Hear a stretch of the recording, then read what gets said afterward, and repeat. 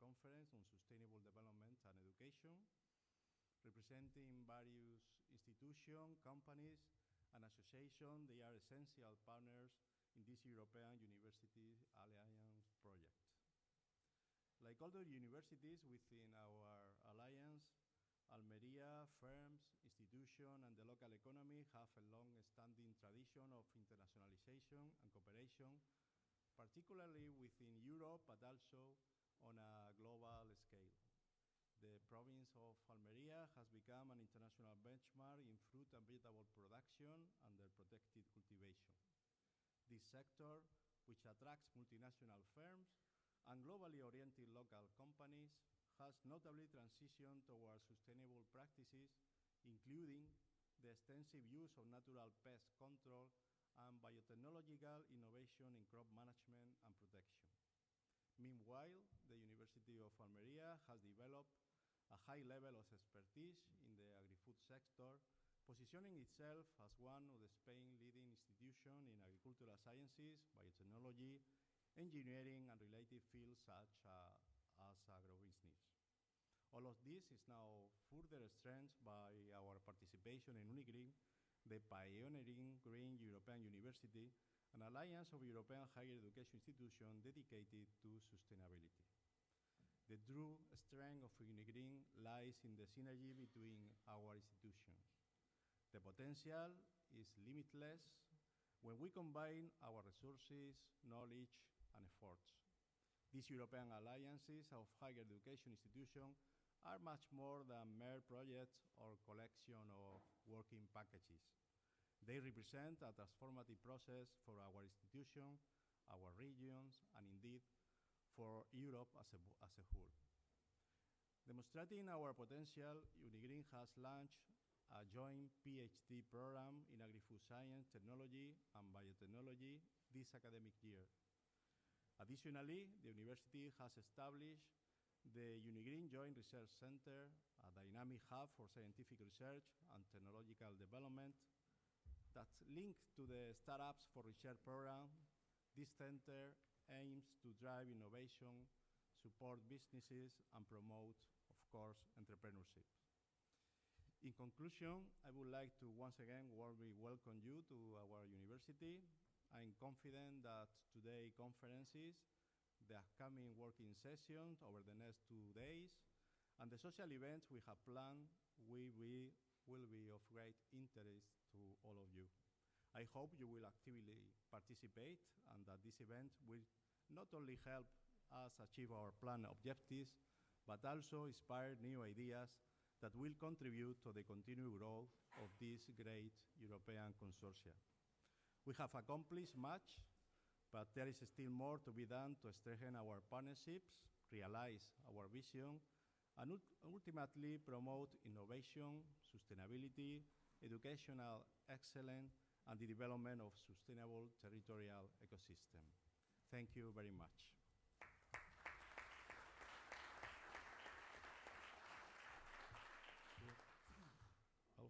Following the order of intervention, now Mr. Ramón Herrera, General Secretary of University of the Government of Andalusia, has the floor. Thank you, Mr. Rector. I want to say hello to all the authorities, all the members of the government of different universities we are here present. First of all, I want to thank you, the University of Almería, for inviting us, being here in this important meeting. It's the second time I have the opportunity to be with you, and I have to tell you that the government is really proud of the work of this alliance. Believe me if I tell you that the government, one of the main policies is the internationalization and in the field of higher education. The coordination of this European campus, this alliance, which includes 8 universities, is very important an achievement for our region. Andalusia is a huge university system with 10 public universities, more than 250,000 students, with more than 20,000 academic and researchers, which means a lot of them. We are really proud participating in 6 European alliances. 5 of them are being coordinated by Andalusia Public University, which means a lot. Our obligation as a government is to give to our universities the legal framework to be able to succeed in this European campus. That's why last year we passed a new regulation that promotes international degrees and makes the administrative processing easier. Any degree recognized in your universities, if it has obtained accreditation from your national quality agency, will be passed in Spain, will be passed in Andalusia. But we are going further. I can announce you that in the coming weeks, we'll pass a new order in which any European alliance degree can be authorized and incorporated into the university programs without having to wait, as is the case now. So you have the opportunity to pass any degree, any master degree, without any date. Now the university has to wait 4 years to pass a new degree or a new master degree. But in the case of the European Alliance, will be included automatically. With the UNIgreen project, the University of Almería demonstrates the great work it has been doing for many years. Despite being a young university with only 30 years of history, it has achieved many successes, of which I would like to highlight just 2. The first of these is the specialization and the great relationship with his economic and social environment. The second is the internationalization. A couple of decades ago, we were only 100 students who participate in international mobility programs. Now, there are more than 1,000 students from our university who do so. I would like to take this opportunity to congratulate those responsible for the University of Almería and to acknowledge the great work being done by International Relations Office. I don't want to make this speech too long, but I would like to wish you all a good working week. I know, as the rector told me before, that you have many meetings scheduled at the same time this week. Thank you very much.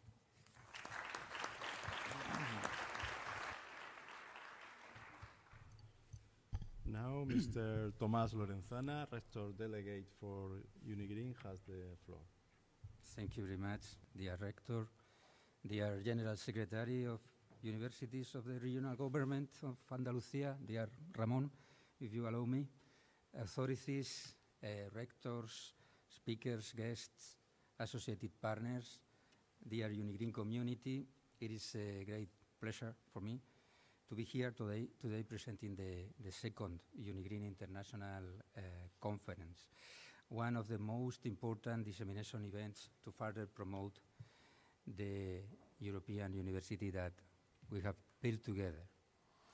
And especially since today marks the 3rd anniversary of the signing by the 8 rectors of the partner institutions of the Alliance of the expression of full institutional endorsement of the UNIgreen mission statement and the reiteration of the commitment of all the institutions to join the consortium on February the 17th, 3 years ago, 2022. The UNIgreen proposal was officially presented, was officially launched in Brussels, with the signature of this declaration of accession by the universities, the higher education institutions involved in the alliance.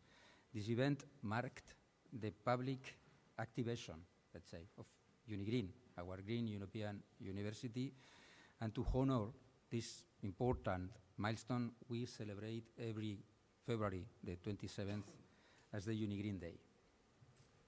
Well, after saying so, and instead of a deep presentation of our alliance, which most of you already know perfectly well, I would like to briefly highlight the essence of UNIgreen. Our 8 higher education institution partners are firmly committed to leading European education in sustainable agriculture, green biotechnology, environmental and life sciences, but not only, as some of our institutions are comprehensive one.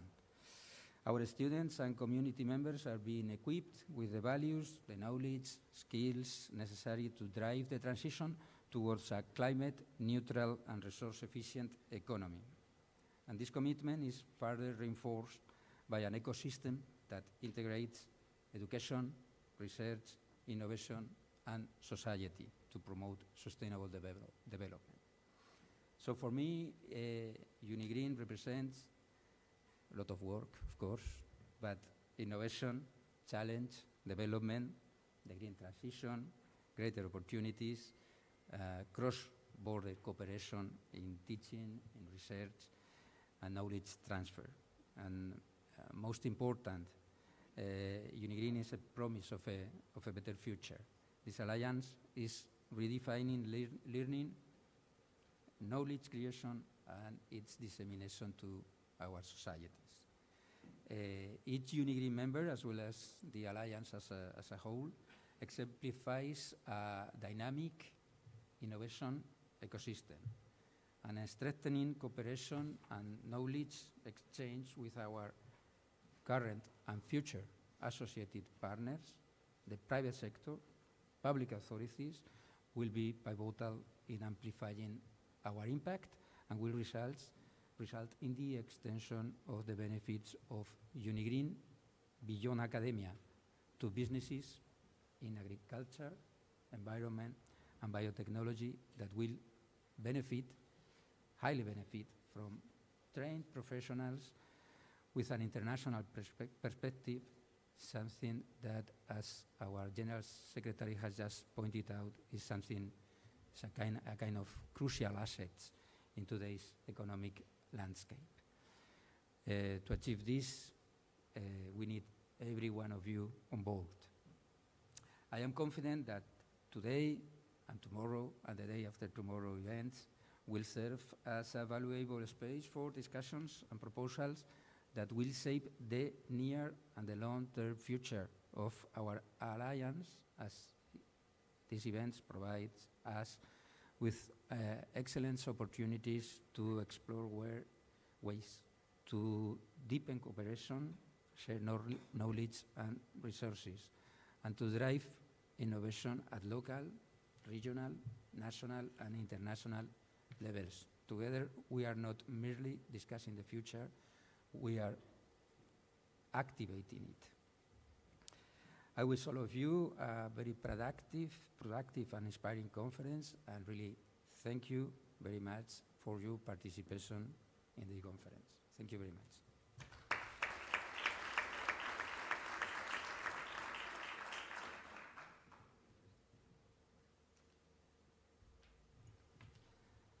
So to keep going with the agenda for this first half an hour, now we are giving the floor to Professor Mariusz Maciejak. He's intervening online. I am very sorry, Mariusz, you are not here. Professor Maciejak is the Work Package 3 Research, Development and Innovation Coordinator. He's part of the staff of one of our partners, obviously, the University of Life Sciences of Warsaw. And he's going to introduce to all of us the main achievements, last achievements of our joint research center. Thank you very much, Mariusz. Hi, how are you?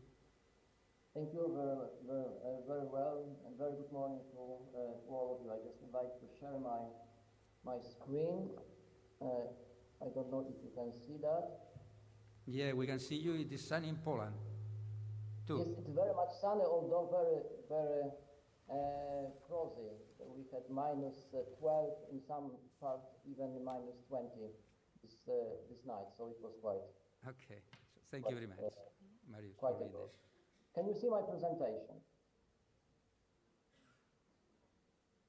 Because I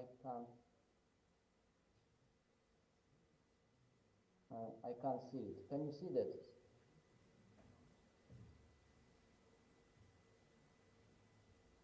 I hope right now you can see my presentation. Yes. Okay, very good morning, ladies and gentlemen. Magnificent Mr. Rector, Mr. Secretary General, distinguished ladies and gentlemen, and dear UNIgreen colleagues. It is both an honor and pleasure to be with you.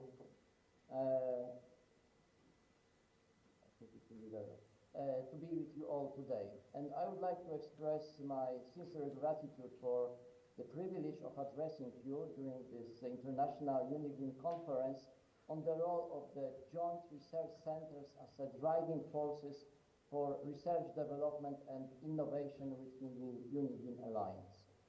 Although I am speaking to you online today, I would like to take a moment to recall my very first visit to the University of Almería, nearly 3 years ago. It was truly an exceptional experience for many reasons, but please let me just highlight one. One afternoon, I had the privilege and pleasure of joining two esteemed professors of University of Almería, but at that time vice-rectors, Professor Julian Cuevas and Professor Jose Antonio Sanchez, for coffee in the charming old rectorate's orange garden. We discussed several UNIgreen issues, and distinctly I remember we frequently referred to UNIgreen as a project. But then, as we enjoyed our rich, strong coffee in the early afternoon, a sudden silence fell over us. The silence allowed to engage in a very personal, introspective reflection. And perhaps it was the warmth of the Andalusian sun that illuminated the moment, but we agreed that UNIgreen is far more than just a project. It is in fact something beyond, much greater. Rather than calling it alliance, the word that seemed more fitting at that time to us was the union. Just as a university is a universal union of scientists and students, the European University represents an extraordinary union that extends beyond institutions, integrating scientists, integrating students under the invisible umbrella of the idea of united university. This idea of a union of universities is also reflected in the funding documents of the European Universities Initiative Europe-wide, as well as in the funding documents of UNIgreen, which has started 2 years ago, as Thomas mentioned, as a project, but now is organically growing beyond that. I believe that this is also reflected in the name of our Green University, where uni does not only mean university, but also, or perhaps more importantly, means the union. In UNIgreen, we created the joint research centers to unite scientists from the member universities and to create the organizational structures designed to operationally support research, development, and innovation. These centers aim to foster knowledge-creating teams that will also benefit from the shared pool of resources.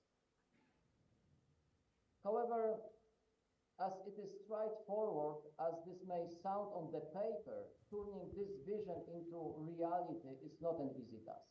Marius, please. Marius? Yes? Can you hear me? Could you be yes. a little bit closer to the microphone, because it seems okay. we have some difficulties to hear your words. I will try to be closer. What about now? Is better? What do you think? Because we are hearing different here in the board that maybe down. Can you hear him now? So even a little bit closer if you can, Marius.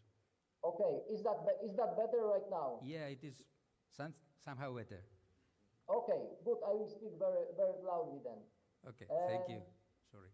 So I will continue. So we created this joint research centers to unite scientists from the member universities and to create the organizational structures designed to operationally support research, development, and innovation. The centers aim to foster knowledge-creating teams that will also benefit from a shared pool of resources. However, as it is straightforward, it might not sound very well on the paper. Turning this vision into reality is not an easy task. The challenge lies in the shifting the mindset of scientists who are used to working on a project-by-project basis and who also remain deeply committed to their own universities. In order to understand that there is something greater at play. The challenge is to make it happen that the concept of UNIgreen as a European university is about a union of scientists working together under the umbrella of continuous collaboration. This then is the exciting task we face as we move forward in Work Package 3, which aims to promote excellence in research and technology in sustainable agriculture, green biotechnology, and environmental and life sciences, and to generate knowledge for a climate-neutral, resource-efficient economy in these fields. In Work Package 3, we aim also to engage students in science and research throughout an inclusive learning through research approach and to improve conditions for entrepreneurship. Joint research centers are one of the initiatives undertaken in Work Package 3, besides the Tours program devoted for entrepreneurship, the scientific mission devoted for fostering the exchange of knowledge, or the joint PhD school executed jointly with Work Package 2 or the Ethical Committee, just to mention a few of those. The UNIgreen Joint Research Centers are the research and innovation axis of our alliance. The future of 8 thematic research units, each is cooperated by the alliance member. Joint research centers are focused on sustainable agriculture, green biotechnology, and environmental sciences, engage in collaborative creation of innovative solutions, technical support to business, and providing students with learning opportunities through research.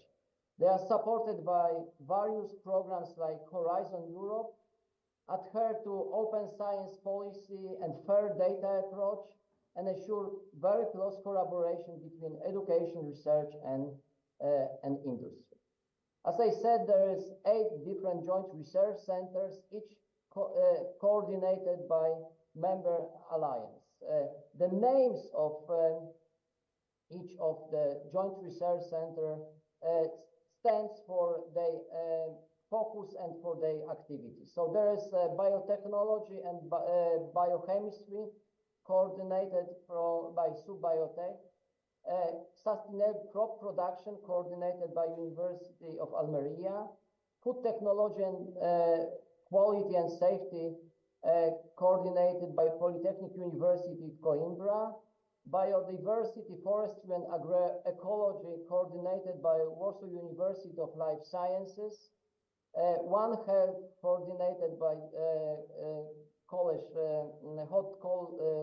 the province of Liège, bioeconomy, agriculture and rural policy coordinated by Agricultural University of Plovdiv, plant breeding coordinated by University of Modena and Reggio Emilia, and responsible governance, land use and climate change coordinated by Agricultural University of Iceland.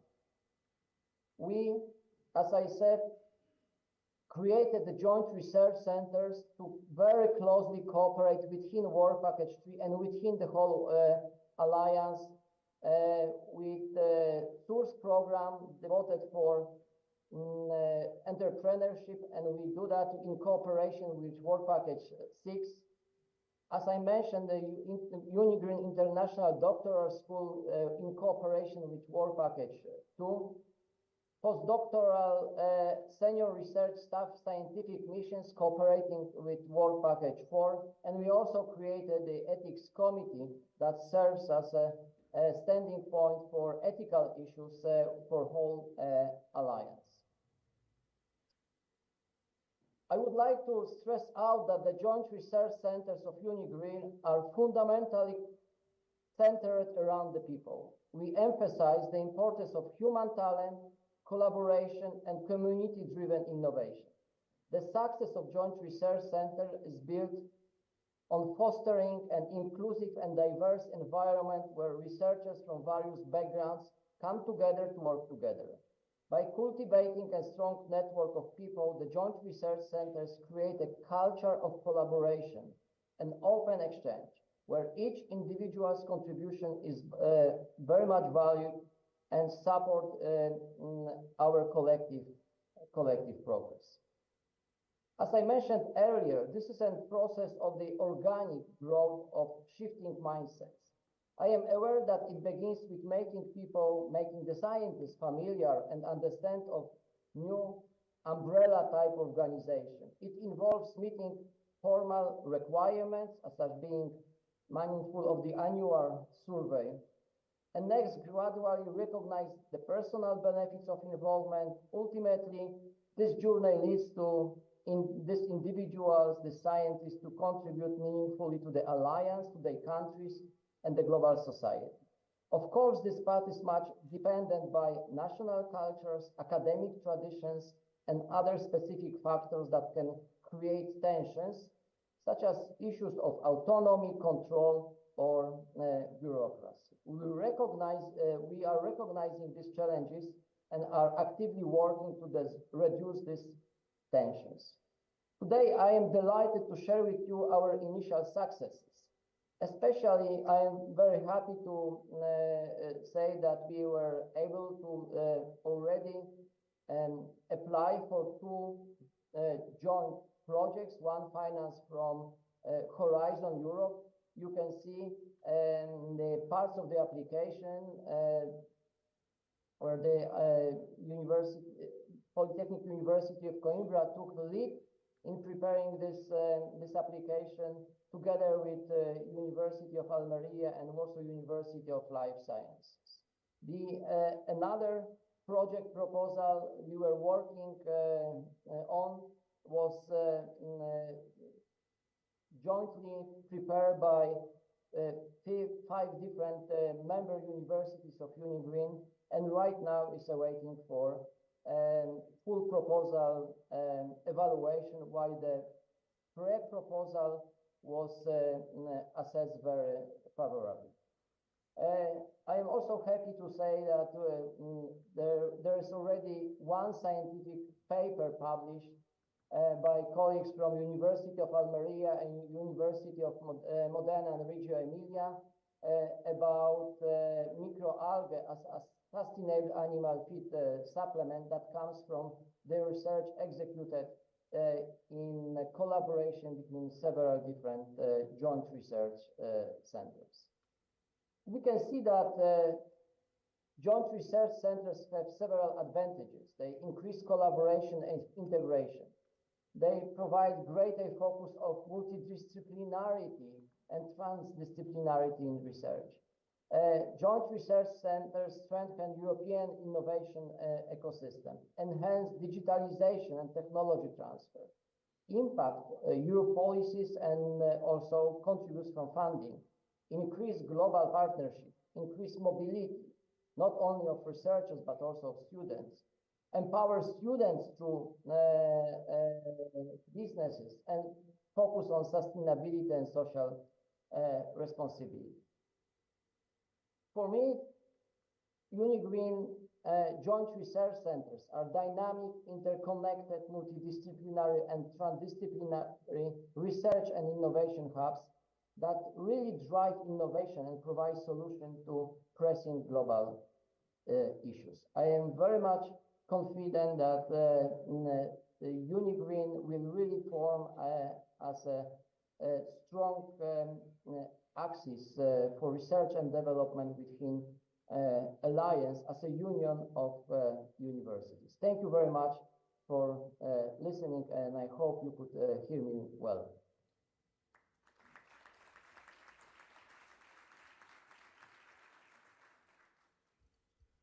Marius, thank you very much for your presentation.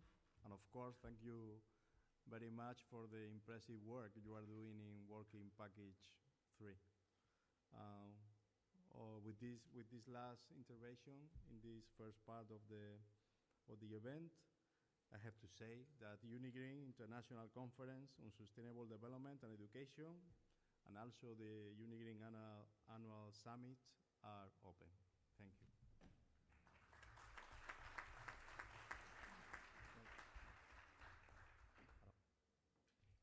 Now we are going to start the second part of this event with the conferences that are going to be presented by José Antonio Garrido.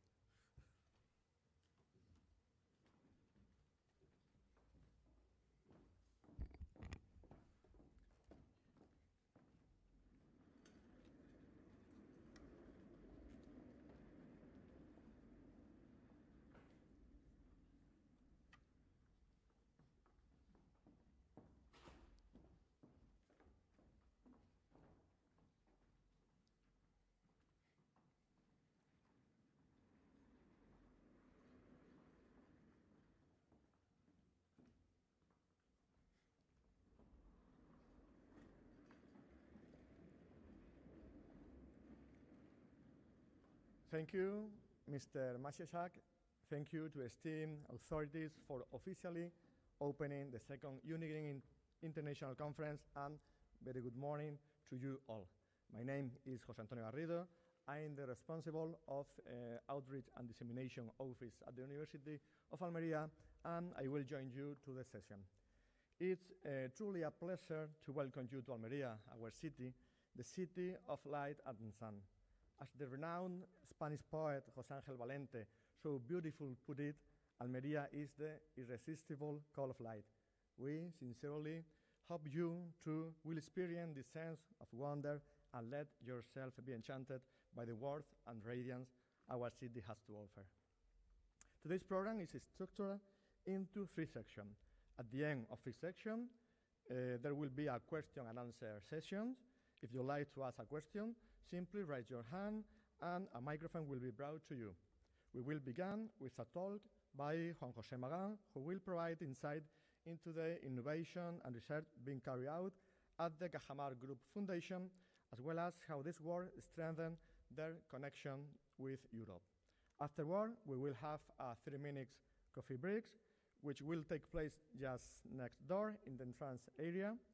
At 12 o'clock, we will begin the second section, which will feature 4 lectures, followed by a group photo at 1:30. After the photo, we will break for lunch.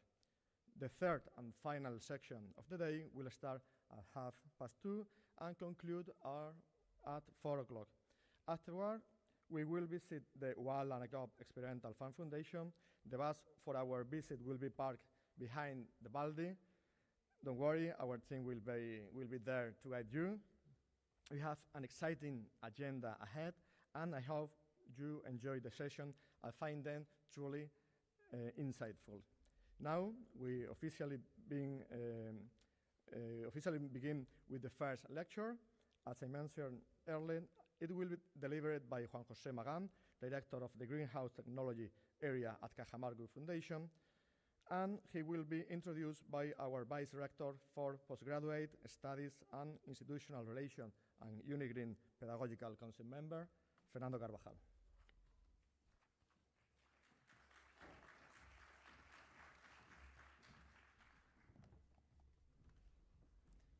Good morning. Hello, everyone, and welcome to the University of Almería. It's a pleasure for me to introduce to Dr. Juan José Magán, an agricultural engineer from the University of Almería, who received the mention of former honorary alumni 2018 as proposed by the School of Engineering. Some of the most achievement or most important achievement facts about his professional career are he was worked as a technical advisor in CASI cooperative from March 2019 to September 1997, and since October of 1998 he was working at Cajamar experimental station called Las Palmerillas as a researcher. His main lines of research are soilless agriculture, fertigation, greenhouse climate management, and microalgae cultivation. Since 2019, he is the director of Greenhouse Technology Area in the Cajamar Group Foundation, and he has participated as an advisory member in the AEP Agri-Focus Group on Circular Horticulture. Today, Dr. Magan is going to give us an interesting dissertation entitled Innovation and Research at Cajamar Group Foundation Connected with Europe, in which he'll explain three main ideas: research and innovation policy of Cajamar in agri-food area, evolution of the agricultural system in the province of Almería, and finally, the academic role of Cajamar in collaboration with the University of Almería. Finally, the lecture will be followed by a short question and answer session, I hope. And finally, I hope that you enjoy this speech, the UNIgreen third annual summit and second international conference, and of course, this wonderful weather in our campus. Welcome everyone, and thank you very much.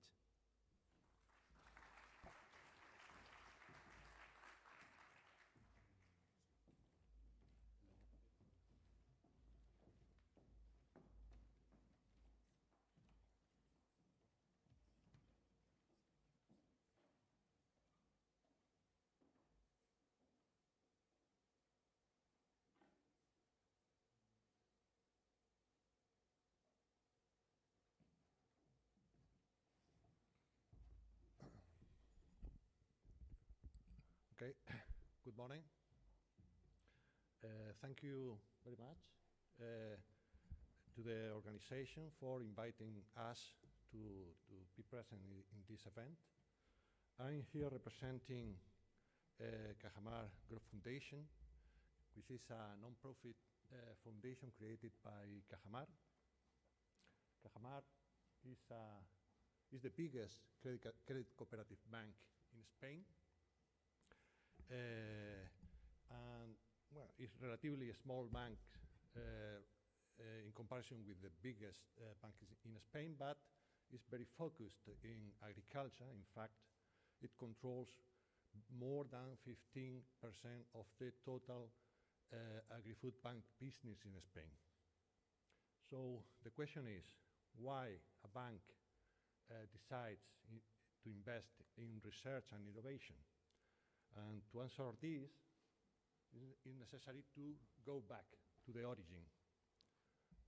Cajamar is the sum of a number of provincial credit cooperative banks, of which the biggest was that located here in Almería province. And the origin of this credit cooperative was linked to the development of agriculture and the greenhouse. In the 60s, there were several factors, decisive factors for the start of the intensive agriculture in Almería. The water, people available, and also there was a primitive a simple greenhouse structure to be applied. However, there was a important limiting factor, funding, because in that moment the cost of the land was much lower than the cost of making a new greenhouse. So the traditional banks didn't give money to the growers. So several people decided to create this credit cooperative to give money to the growers. In this way, it was possible to start the production in Almería. But the bank have a clear vision from the beginning. The function was not only to give money, of course, yes, but also to to supply knowledge to the growers, because in that moment there wasn't any experimental center in the area. So it was necessary to supply this knowledge, because in this way they could improve their yields, to obtain more profits. This would be also good for the bank, because in the end, if the growers could pay better than loans and to ask for new loans. So 50 years ago, in 1975, when the bank achieved their first profits, decided to invest this money in creating a research center in Almería. In the middle of, we can say, nothing. No? You can see that after 50 years, there is a big difference. In this period, we have worked in many different lines, but I would like to remark these three. Deep irrigation, the first irrigation system that was installed in Almería was here in the experimental center of Cajamar, and in only 20 years, this system was completely adopted by the growers. Afterwards, also it's been adopted the precision agriculture related to irrigation, and also modern fertigation controllers. Another line is about greenhouses, which permitted to pass from the original flat parallel greenhouses to the evolved parallel greenhouses, and this work continues for the adoption of modern greenhouses. And third line, important line also, is about biological control that have permitted in the last 20 years to pass from chemical control of pests to massive adoption of integrated pest management.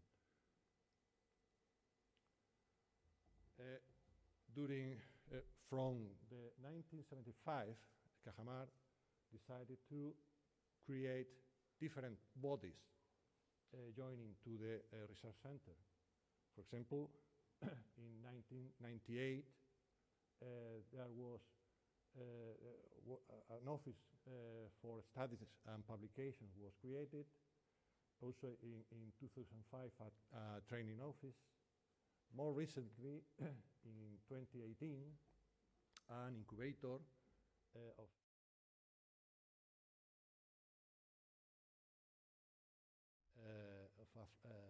funding from foundation of the Spanish chambers with part of European funding.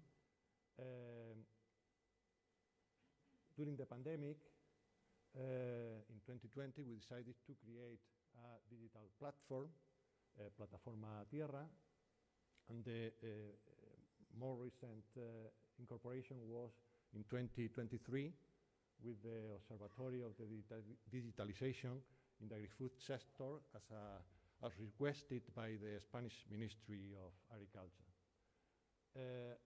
We call this the Cajamar agri-food ecosystem. And the idea on this is to create a community where the users can learn by sharing knowledge. Focusing on the research centers, Cajamar has two centers, one here in Almería, another one in Valencia. We are most focused on greenhouses, greenhouse crops, and also subtropical crops, whereas in Valencia there are some greenhouses, but they are more specialized on outdoors horticulture and also Mediterranean fruit crops. We have common lines of research, agri-sustainability, greenhouse technology, bioeconomics, and food and health. And recently we have started working about regenerative agriculture. Last year, for example, we carried out more than 90 different projects. These include project with public funding at European, national, and regional level, also contract with companies, and we have also trials of our own initiative. As you can see, these projects are related to many of the Sustainable Development Goals of the 2030 Agenda. Focusing in the center in Almería, last year we did almost 60 projects, and we carried out 4 pilots and 5 validation tests about technologies of the incubator. We have also an important activity, dissemination activity. For example, we attend every year by 3,000 visitors to the center. Also, we organize dissemination events. Last year, almost 40 different events, and also collaborated in 25 external events.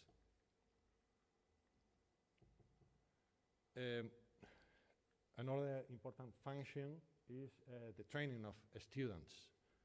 Every year we receive and attend a significant number of students, university students, mainly from the University of Almería, but not only, and also a student of professional training of different specialities.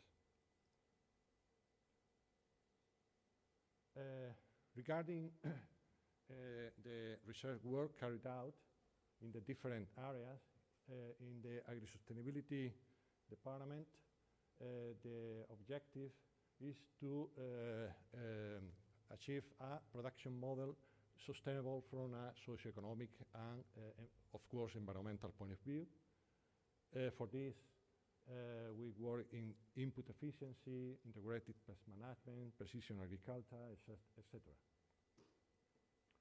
As an example of this work, now we have started an European Horizon project, or to the future, related to the growing media and the soil.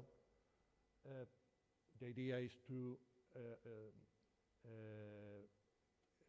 look for new sustainable growing media, alternative to peat, also to minimize the use of inputs, especially water and fertilizers, and also to develop novel products to improve the soil structure, the soil health, and to reduce compaction.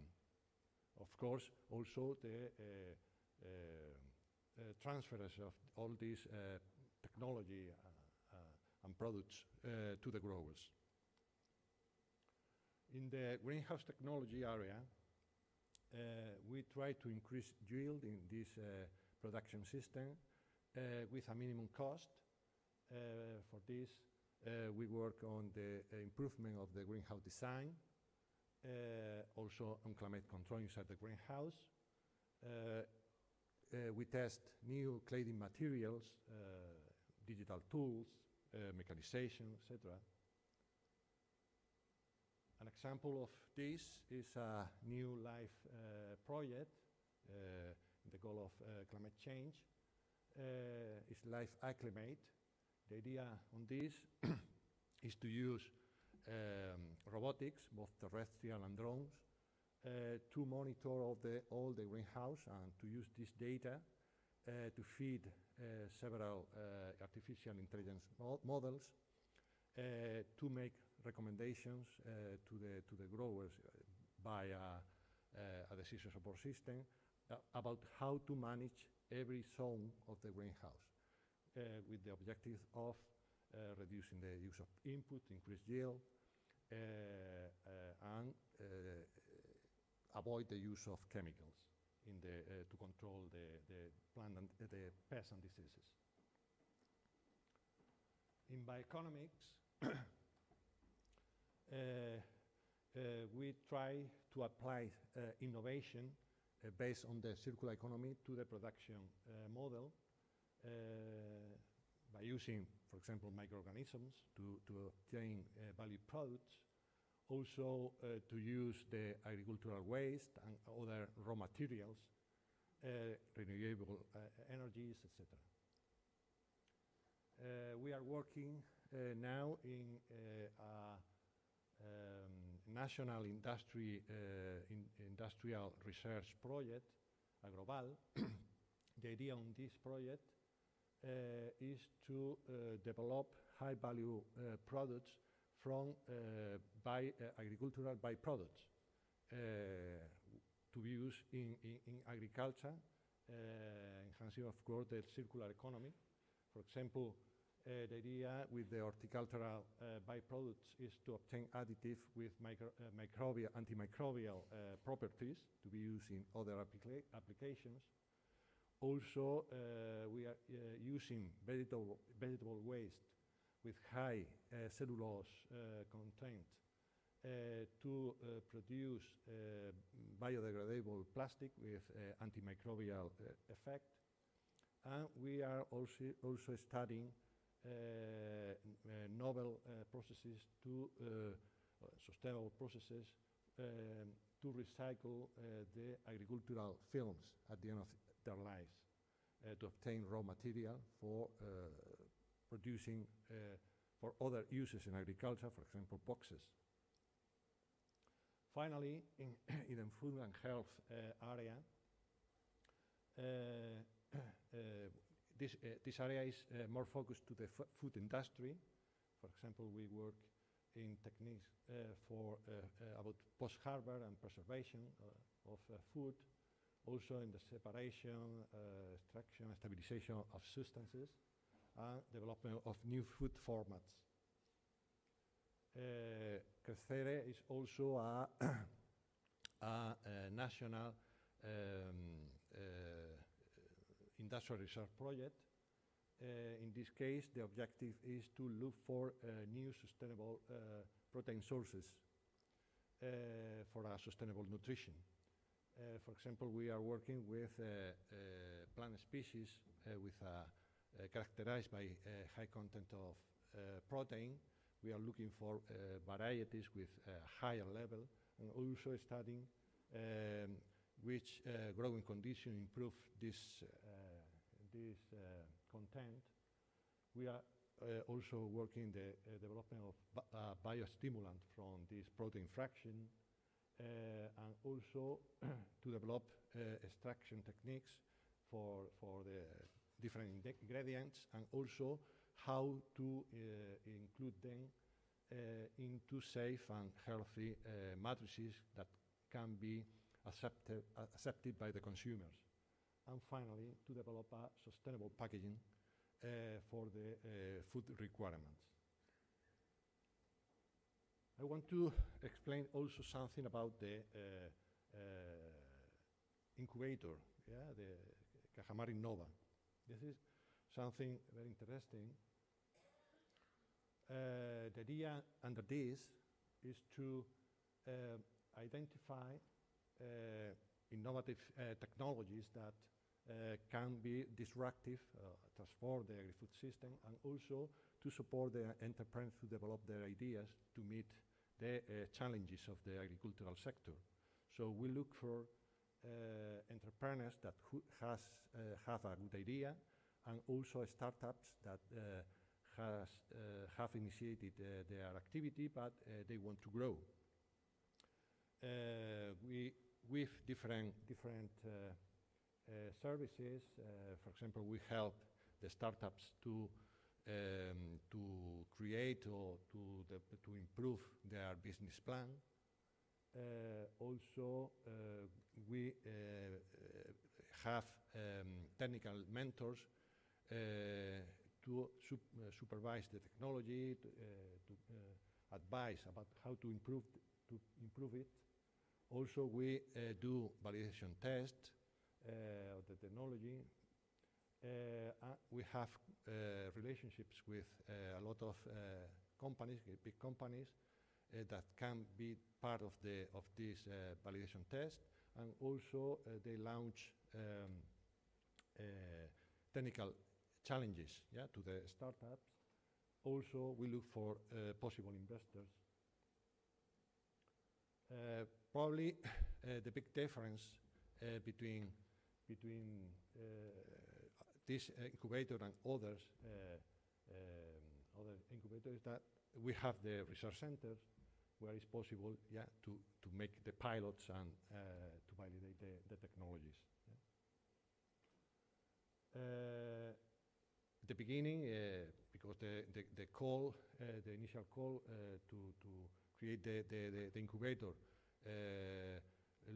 look for thematic network incubators. Our incubator is related to water, all aspects of water, from capture, aquifer, distribution, storage, efficient use of the water, water treatment, etc.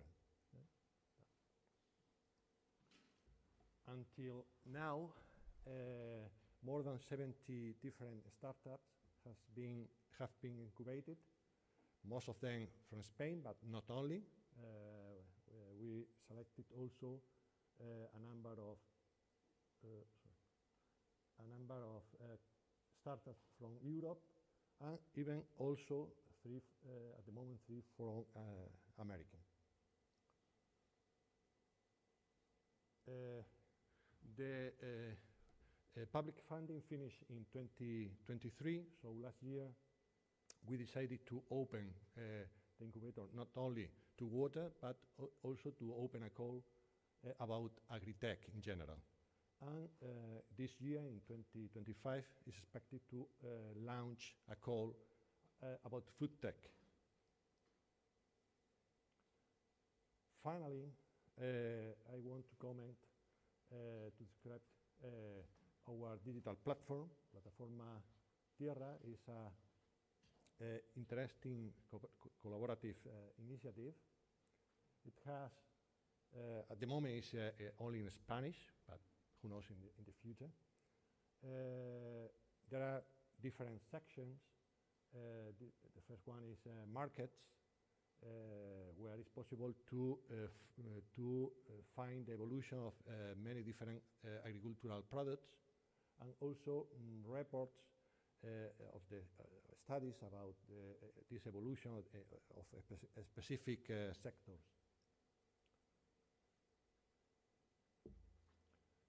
Also, there is a section for news, also another for innovation, where it's possible to find reports of research.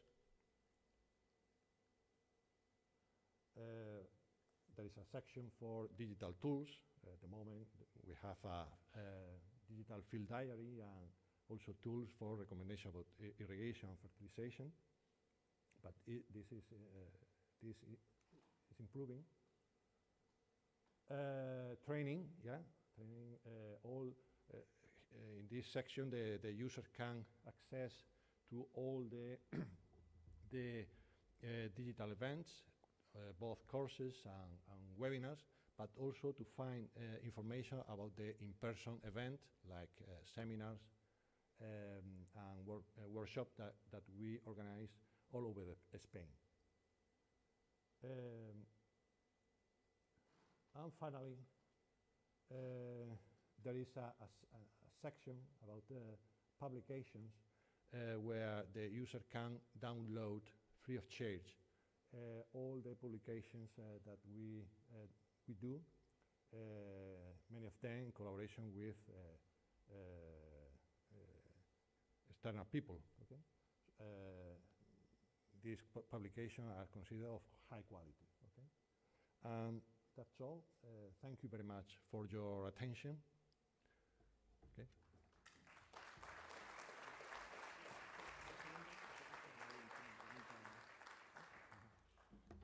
Thank you so much, Mr. Juan José Magán. Thank you for showing us the state of Cajamar project and the evolution of the agri-food ecosystem. That was a truly interesting lecture.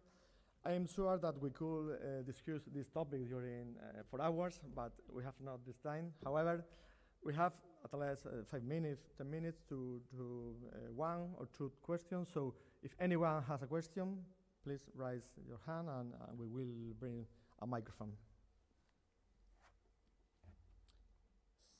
Is there any question? Yeah?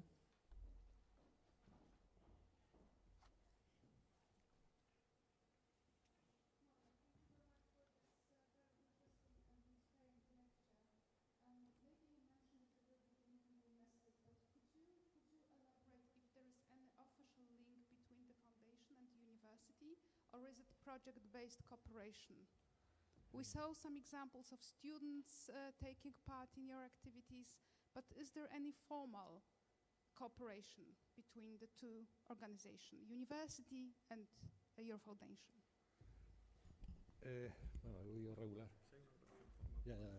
Yeah, we have an agreement with the University of Almería, formal agreement that permits to receive students, from the university. A possible question is how a student from other universities can access to our center. The best way is through the University of Almería, because if not, it's necessary to make an agreement with the specific university, but it's easier through the University of Almería. So yes, we have this agreement, and as you can see, we receive a lot of students that they are very happy at the end of the period in the station. Okay. Any more questions?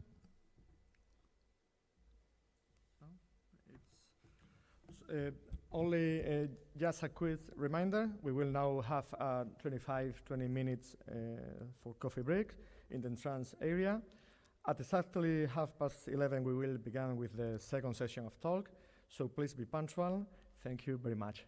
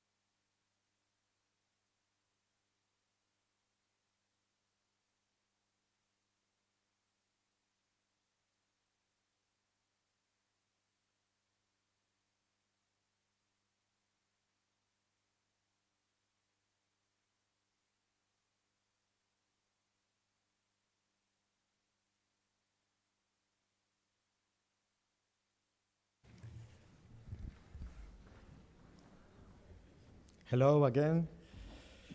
After recharging with some coffee and activating the sense, we will begin the second session, which includes 4 lectures. In this block, the question and answer session will take place at the end, once all the speakers have finished their presentation. At that point, all 4 speakers will take the stage for the discussion. With that being said, let's begin with the first lecture. It will be delivered by José Antonio Aliaga, General Secretary, Province of Almería, Ministry of Agriculture, Fisheries, Water and Rural Development, Regional Government of Andalucía. To introduce him, we have the Rector's Delegate for Strategy, Communication and Coordination, Miguel Pérez Valls.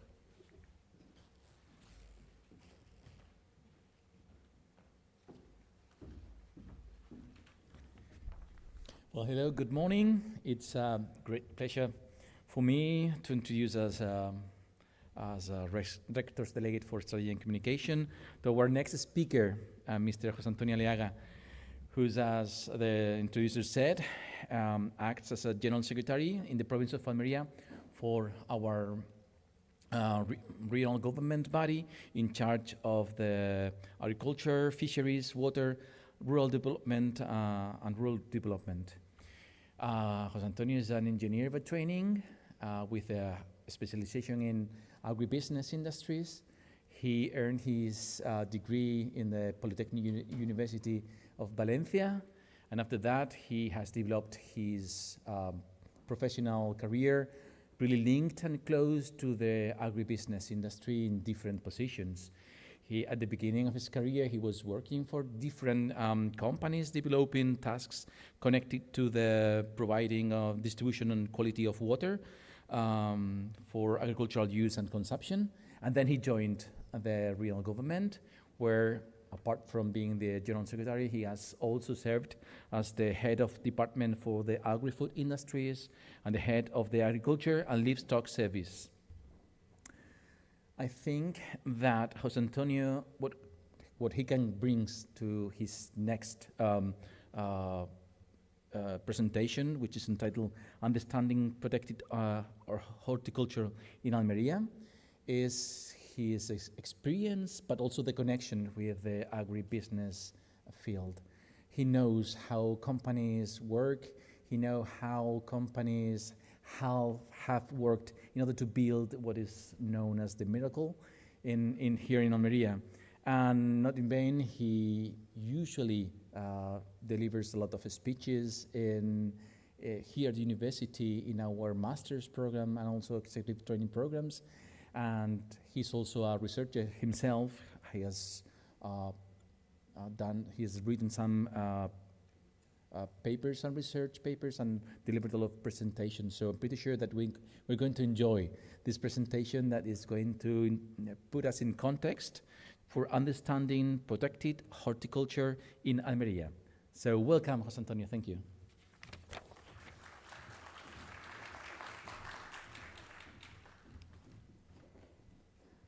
Thank you. Thank you so much for your presentation. Hello, everybody. I am so glad to stay here to try to explain understanding the protected horticulture in Almería. We have now mainly 60 years when the first greenhouses start in our land. These greenhouses grow thanks to the water,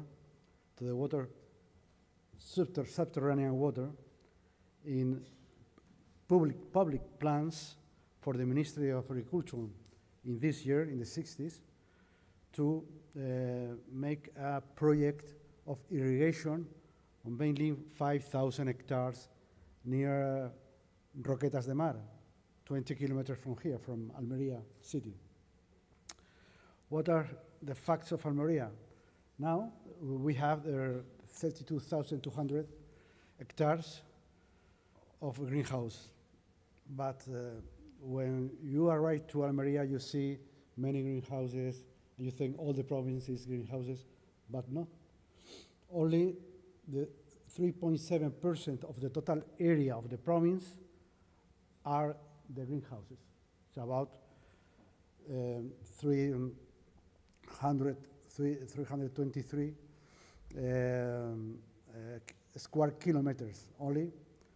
The province has 8,000 square kilometers, so only 3.7. And the protected area, national park and natural park, is about 36% of all the surface. That means we have a province with a high protected area. The total surface of the crops in open air plus greenhouses is about 62,000 hectares. Our production is about 3.7 billion tons of fruit and vegetables per year. The annual turnover is 4.4 billion euro, and the export, mainly Europe, but also United States and Canada, is 3.4 billion euro. Okay, our province, when I said we have 36% of our province protected area, national park, natural parks, and other figures of protected areas, that means that the province mainly is that image you can see now. The coast, the mountains, also the desert, mainly desert. Our production model has developed thanks to work family. That is not an area of big companies with 200 hectares, 300 hectares of production. That is a work family model. Mainly about 13,000 farmers, men and women, who enjoy the support, husband, wives, and children, and this figure and can reach up to about 20,000 farms in Almería. That support of all the family was in the 60s. Mainly that is in an evolution, and now farmers are entrepreneurs with workforce also for other countries. Now over 100,000 people working in Almería in the agricultural sector.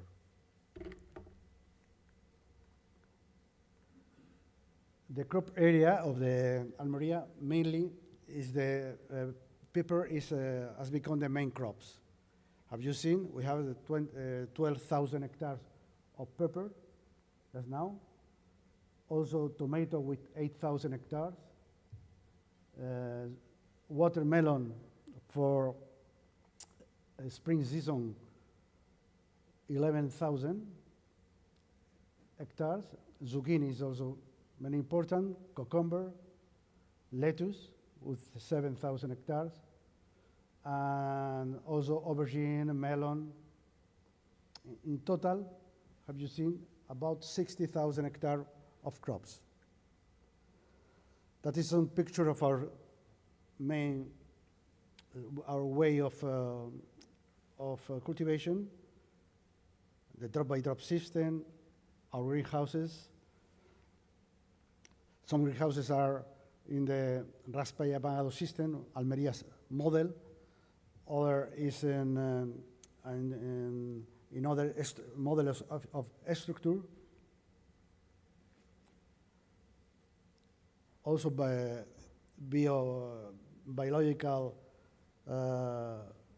products and ecological products. We have also many visits. In the previous presentation, we said Cajamar said they have many visits to her greenhouses. Also, in other words, we are mainly the more important area in the world of greenhouses. Report also. And that is our production. Our production is, in pepper, is 900 900,000 millions, tomato, watermelon, cucumber, zucchini, in this order, aubergine, until the 4.3 billion kilos we product. And that is for the value of the product. In pepper is 1 billion euro in the sales. Also tomato near 1 billion euro, cucumber 600,000 million euro, zucchini. Now in Almería there is about 270 agri-food companies for packing plants, and there are so many models. There are private companies, there are cooperative, there are auction and packing plants. The cooperative is about 50% of all the cluster, and private company the other 50%. We have also an auxiliary industry. This our auxiliary industry.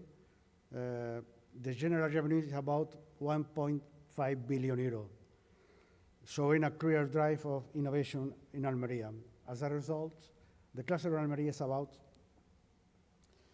6 billion euro.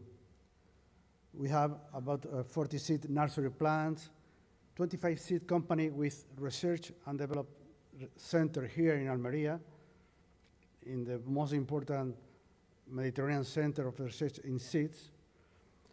That fact is also important. We have 2,500 agronomists in the field. We have also fertilizer companies, 35 irrigation system companies, 42 companies of structure of greenhouses, 4 plastic companies. All of them make agriculture innovative, sustainable, and productive. Some picture of a seed plant, a nursery plant. Nursery plants. That is all the quality brands we use in our products. We need for bio products, for IPM products with biological control.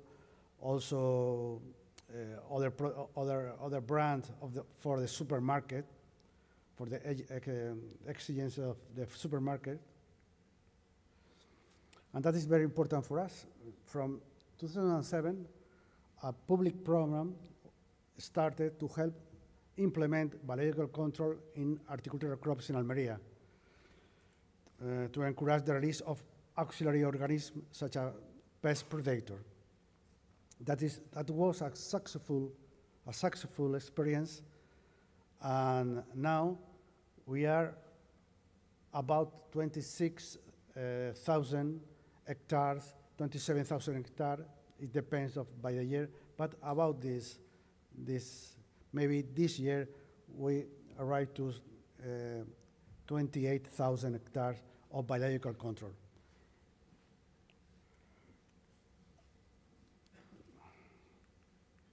I would like to say also, for us it's a good reputation for us, this biological control, because we increase our export from 2007 until 2023, maybe in double our quantity of export in Almería.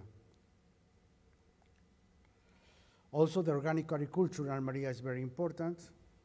For vegetables, we have mainly 5,000 hectares, but we have also in the province in Almería, we have citrus and olive grow and nuts, and until 72,000 hectares of organic farming with 4.8 thousand operators. That is the evolution until we have the factor of 2022, but now it's mainly the same, because now the organic products, the demands of organic products has stabilized last 3 years, not increasing. The reason is the consumers stop to buy organic products. That is our system of inspection. We have official inspection, aunque mainly is the control, auto control of the companies to export, but we have also in our department official who do this inspection for the quality of the products.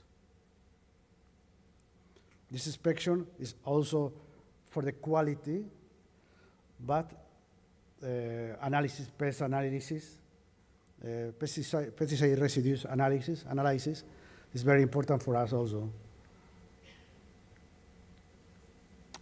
Also the control of sugar in watermelon in spring.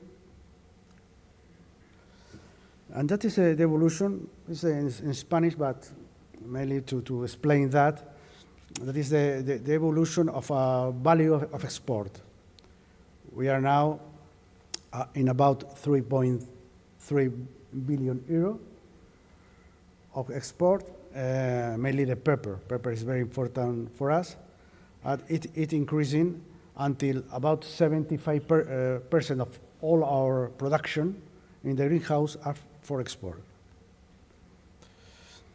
That is the tons of export until 2.2 billion tons in 23. That is the value per countries. How do you say? Germany has the ranking number 1 for our first customer, 1.1 billion euro with 800,000 tons. It's about 35% of all our export.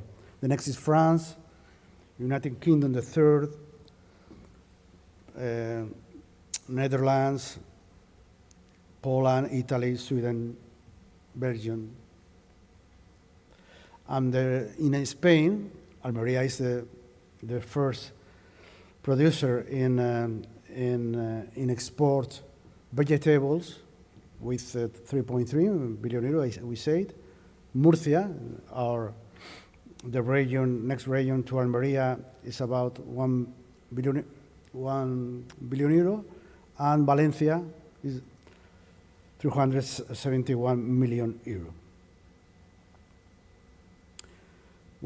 One of the keys of our success export is all the ways of presentation of the products. Maybe we are, I think, one high was strong for us, some situation for us in the market are, one is the logistic, and second is the presentation for all customers and all what they want the supermarket.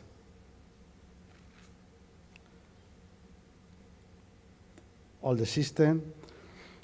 I said we have about 240 packing plants in Almería, like this. Sometimes higher or more smaller, but this way.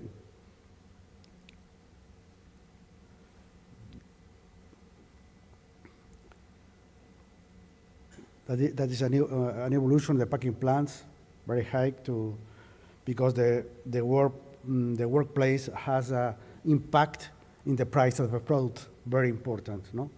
And the automation is very important for us. You see many class of boxes.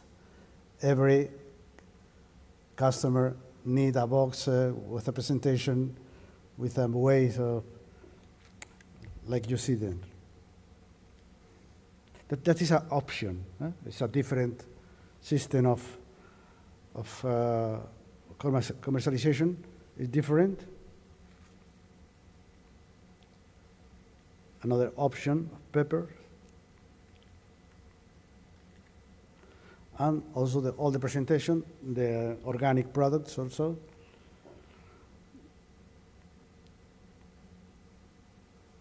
You know the plastic is in way now is stopping the packing in plastic and increase in paper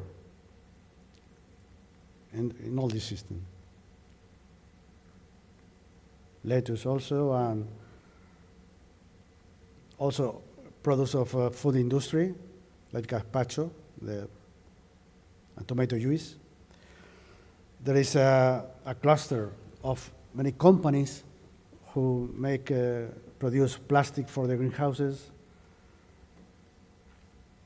We say we have 2,500 agronomists. There is many 25 seed companies with research center.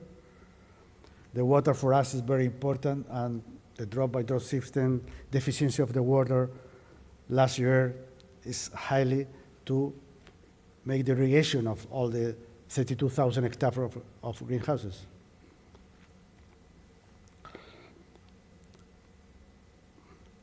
That is the evolution of biological control in our graphics. How do you see it? The production of bumblebees, very important also for tomato and other products. We have here 4 companies of insect beneficial, and the study of the control.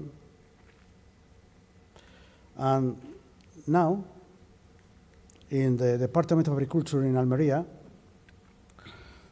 we develop many systems of subsidies for the investment, for the quality control, for the implement of the organic production, and also the IPM, the integrated production management. And that is all our manage in our Department of Agriculture in the last 5 years. It's about 829 million euro in the last 5 years. In 2023 was 200 million euro. That is the investment in water, and all this system and project to guarantee of the water for the greenhouses and the recirculation of water for the greenhouses. Last year, 2023, 2024 is about the mainly investment is 73 million euro. It's about 100% more than 2022. Okay, that is for all other projects by system, no? For the emergency projects, infrastructure and depuration. And that is for the OP, the Organization of Producer of Fruit and Vegetables. Do you know there's a figure in the European Union that guarantee the investment of the farmers in the packing plants of the cooperative, has helps, subsidies to improve all this modernization and the new projects. Last year, in 2023, we pay about 70 million euro to the OP, mainly cooperative. Almería has about 42 OP with 8,000 members. that is 40% of the all OP of Andalusia. For 2025, there is an increase to 86 million euro, 2.4% more. There is other subsidy we manage for the agriculture of other parts of the province. Mainly, it's about almonds, olive plants, and also for young people who want to go to the farmers.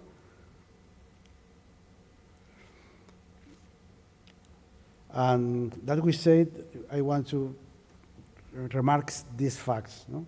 The 32,000 hectares of greenhouses, that only 3.7 of the total area of the province are in greenhouses, but we have 36% of protected area, national park and natural parks. The total surface in fruit and vegetables in open air plus greenhouse is about 62,000, because in the greenhouse we have two crops per year. The total tons of fruit and vegetable are 3.7 billion. The annual turnover is about 4.4 billion euro, and export is 3.4 billion euro. I would like to say also, now the farmer in Almería, I don't know in your region what is, but there is a situation for against the over-regulation in agriculture. Have you seen last year there is mobilization for the farmers against this over-regulation?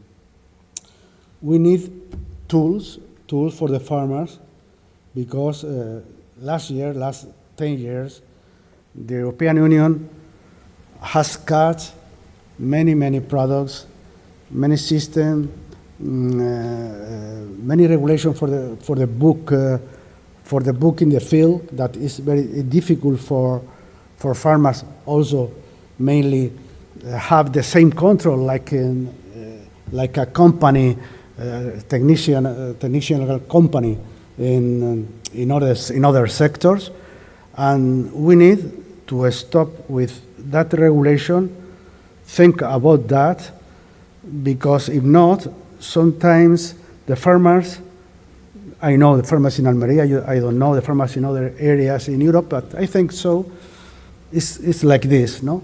There is some distance from the European Union, because all this regulation who make difficult to produce and to make more expensive to produce. And we say always we are here to work for farmers, and that is important, to work for farmers. And the farmers seems mainly stay so far for Brussels, and that situation we make a reflection about that. I think that is very important. Thank you and welcome to Almería.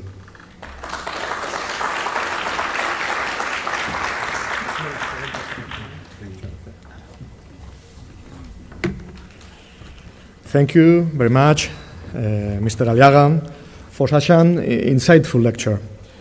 Now it's time for Sohair Arbib, who will focus on water, a fundamental resource for life on our planet and for the sustainable development. To introduce him, we have the Secretary of the Aqualia World Chair on the Integral Water Cycle and Director of Sustainability at the University of Almería, Laura Piedra.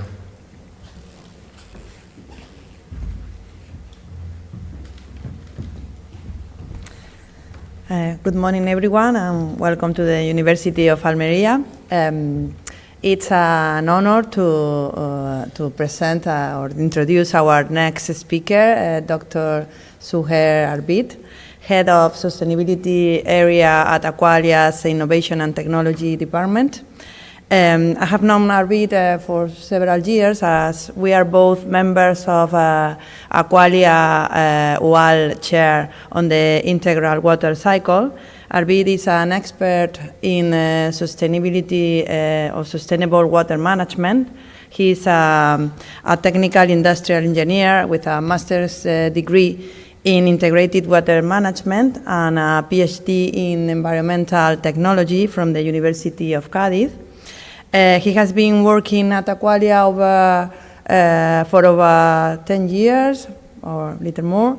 And as I said previously, he's responsible for the sustainability area. Arvid has also participated in several research projects and international conferences, and is the author of several publications and patents.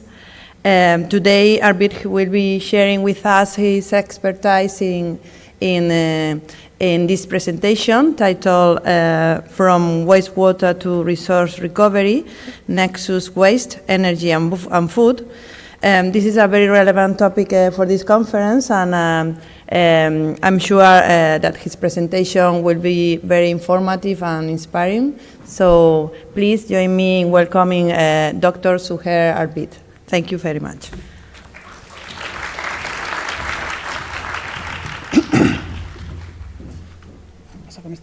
Good morning. First of all, thank you so much for the invitation. Thanks to the university, the organizers, Tomás, Anastasia, great pleasure. I'm here on behalf of our director of the delegation of Almería. He's not able to join us, so he told me to prepare a presentation. So the presentation, the title is very ambitious because it's, I want to summarize in maybe 20 minutes what we are doing in Aqualia, especially in my department, Innovation and Technology, to reach the nexus. Oh.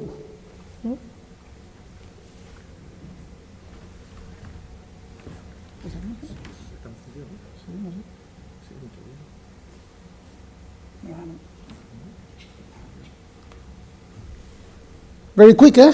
We finished.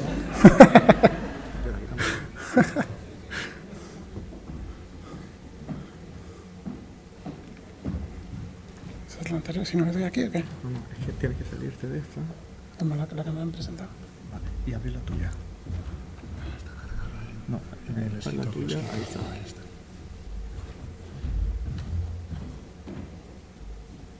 Vale, y así. Okay, again, sorry. So yes, as I said, I will try to summarize in 20 minutes what we are doing in Aqualia, in my department, in order to reach the ambitious objective of reaching the nexus between water, energy, and food in the water sector. And first of all, a little bit of propaganda of my company, who we are. Aqualia is an integrated water management company. We have presence in the whole water cycle, from the intake of the fresh water, groundwater, surface water, or seawater, the treatment, network, storage, distribution, sewage and wastewater treatment, and obviously water reuse. So we have activities on the whole water cycle. This is some numbers about our company. We serve almost more than 45 million people in 80 countries. As you can see, we are more than 30,000 employees. We are in more than 2,200 to 2,200 municipalities in 80 countries. We manage 288 drinking water treatment plants, 32 desalination plants, and 865 wastewater treatment plants. As I said, we have presence in 18 countries. The 56% of the total revenue of the company is made in Spain, and the 44 rest is divided in the rest of the countries, 70 countries. We are in North Africa, Middle East, Georgia, United States of America since last year, Mexico, Colombia. And as I said, we have four main activities in the company. The first one is the municipal concessions of public water cycle services. The second one is infrastructure operation and maintenance. And then we have another two, which is basically BOT, building operation and transfer, and EPCs, which is engineering, procurement, and commissioning. As I said, 56% of our revenue is made in Spain. As you can see here, the presence of Aqualia in Spain is very big. It's very impressive for me. So we are from north to south, east to west. And of course, in Almería, we have a very nice activity. As you can see here, we have a lot of presence of Aqualia in the province of Almería. Regarding to our department, innovation, we are a young department within Aqualia, young and small, because we are more than 30,000 employees, and the innovation and technology department, we are almost 45 person. We was created in 2008 during one of the biggest crises in the story, Lehman Brothers, 2008. And during these years, we were a little bit productive, 13 patents. We have an average of 20 ongoing projects yearly. And from the creation of the department in 2008, we already finished 57 projects. Almost 95% are EU-funded projects. So the title of my presentation, as I said, is From Wastewater to Resource Recovery, in order to find the ambitious, our ambitious objective is to try to find the nexus between water, energy, and food in the water sector, especially when we are talking about wastewater. So what we want to do is the most important resource that we want to obtain from the wastewater is water. We want reclaimed, high quality reclaimed water for different uses. Wastewater is composed by carbon, nitrogen, phosphorus. So we want to try to easily extract this element to be used in agriculture. And of course, wastewater is high energy content. So one of the most important tasks that we are working is the production of energy. That means not only the production, for example, of biomethane, but also we want to develop a new advanced wastewater treatment that reduces the energy consumption that we have now with the conventional activated sludge that probably you know. So our objective, the main objective of Aqualia in this field is basically to transform the wastewater, to forget waste in the water and to use it as a raw material for producing different, I don't know if it's high, if it's medium, or if it's low added value, but we want to produce things that we can use for other purposes by using the composition of the wastewater. We are producing indeed biomaterials such as the bioplastics, PHA, PHB, or biochar. We are producing already biomethane, but we want to go beyond. We want to produce hydrogen, we want to produce syngas. Fertilizers, we know that now struvite is accepted as biofertilizer. It's a long discussion with the EU, and now we want to keep fighting friendly, of course, in order to transform the sewage sludge into biofertilizers and maybe biostimulants. And my colleague Joaquin is coming next, and he's the great expert in this field, biofertilizers and biostimulants. And of course, our main objective, as I said, is the production of clean water that we can reuse for other purposes. And maybe you know that we have a new EU regulation, 741, that dictates the quality of the reclaimed water for agricultural purposes. And of course, we want to transform our wastewater treatment plant into a biofactory, but our main objective is also to reduce the operation cost of the wastewater treatment, since it's our main business, okay? We, as a water management company, our main objective is to manage efficiently our infrastructures, and if we can have some extra money by obtaining different bioproducts, it's okay, but our main objective is to reduce the energy consumption and operating cost of our infrastructures. So what we are doing in Almería, indeed Almería is in all national geography is the city where we have more activity from the innovation point of view. In Almería we have two wastewater treatment plants, the city of Almería. We have El Toyo wastewater treatment plant, and we have the main one, which is El Bobar. And we are implementing, we try to do different innovations in each one of these sites. In the first one, in El Toyo, it was more focused in the optimization of the processes needed to obtain high quality water for agricultural uses. We created the hub that we call Reusa or Reuse. So the main objective is high quality water, and the second one is let's try to recover carbon, the nitrogen and phosphorus contained in the water. And in El Bobar, the concept is a little bit different. Our idea was to optimize the energy consumption of the conventional wastewater treatment plant. So what implemented in El Bobar is project more focused on anaerobic processes in order to produce bioenergy. And of course, we have activities related with the resource recovery, biofertilizers, struvite, among others. So very briefly, I will try to show you what we have in each one of those plants. As you can see here, the red is the innovation area, almost 6,000 square meters, where the main objective is the regeneration and reuse of wastewater for agricultural purposes. This is the platform, as you can see here, in red, I don't know if you can see it.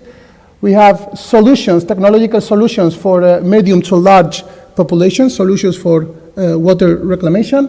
And the yellow one needs more space, are the solutions based on nature, NBAs, natural-based solutions, in order to select which kind of technology is more suitable depending on the size of the population.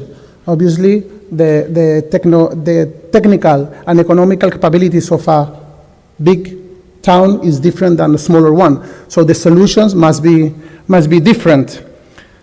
Here you can see the technological proposals for the largest ones. Very briefly, we have demonstration plants, okay? We are talking about plants that it's able to treat 50 cubic meter per hour, the smallest one.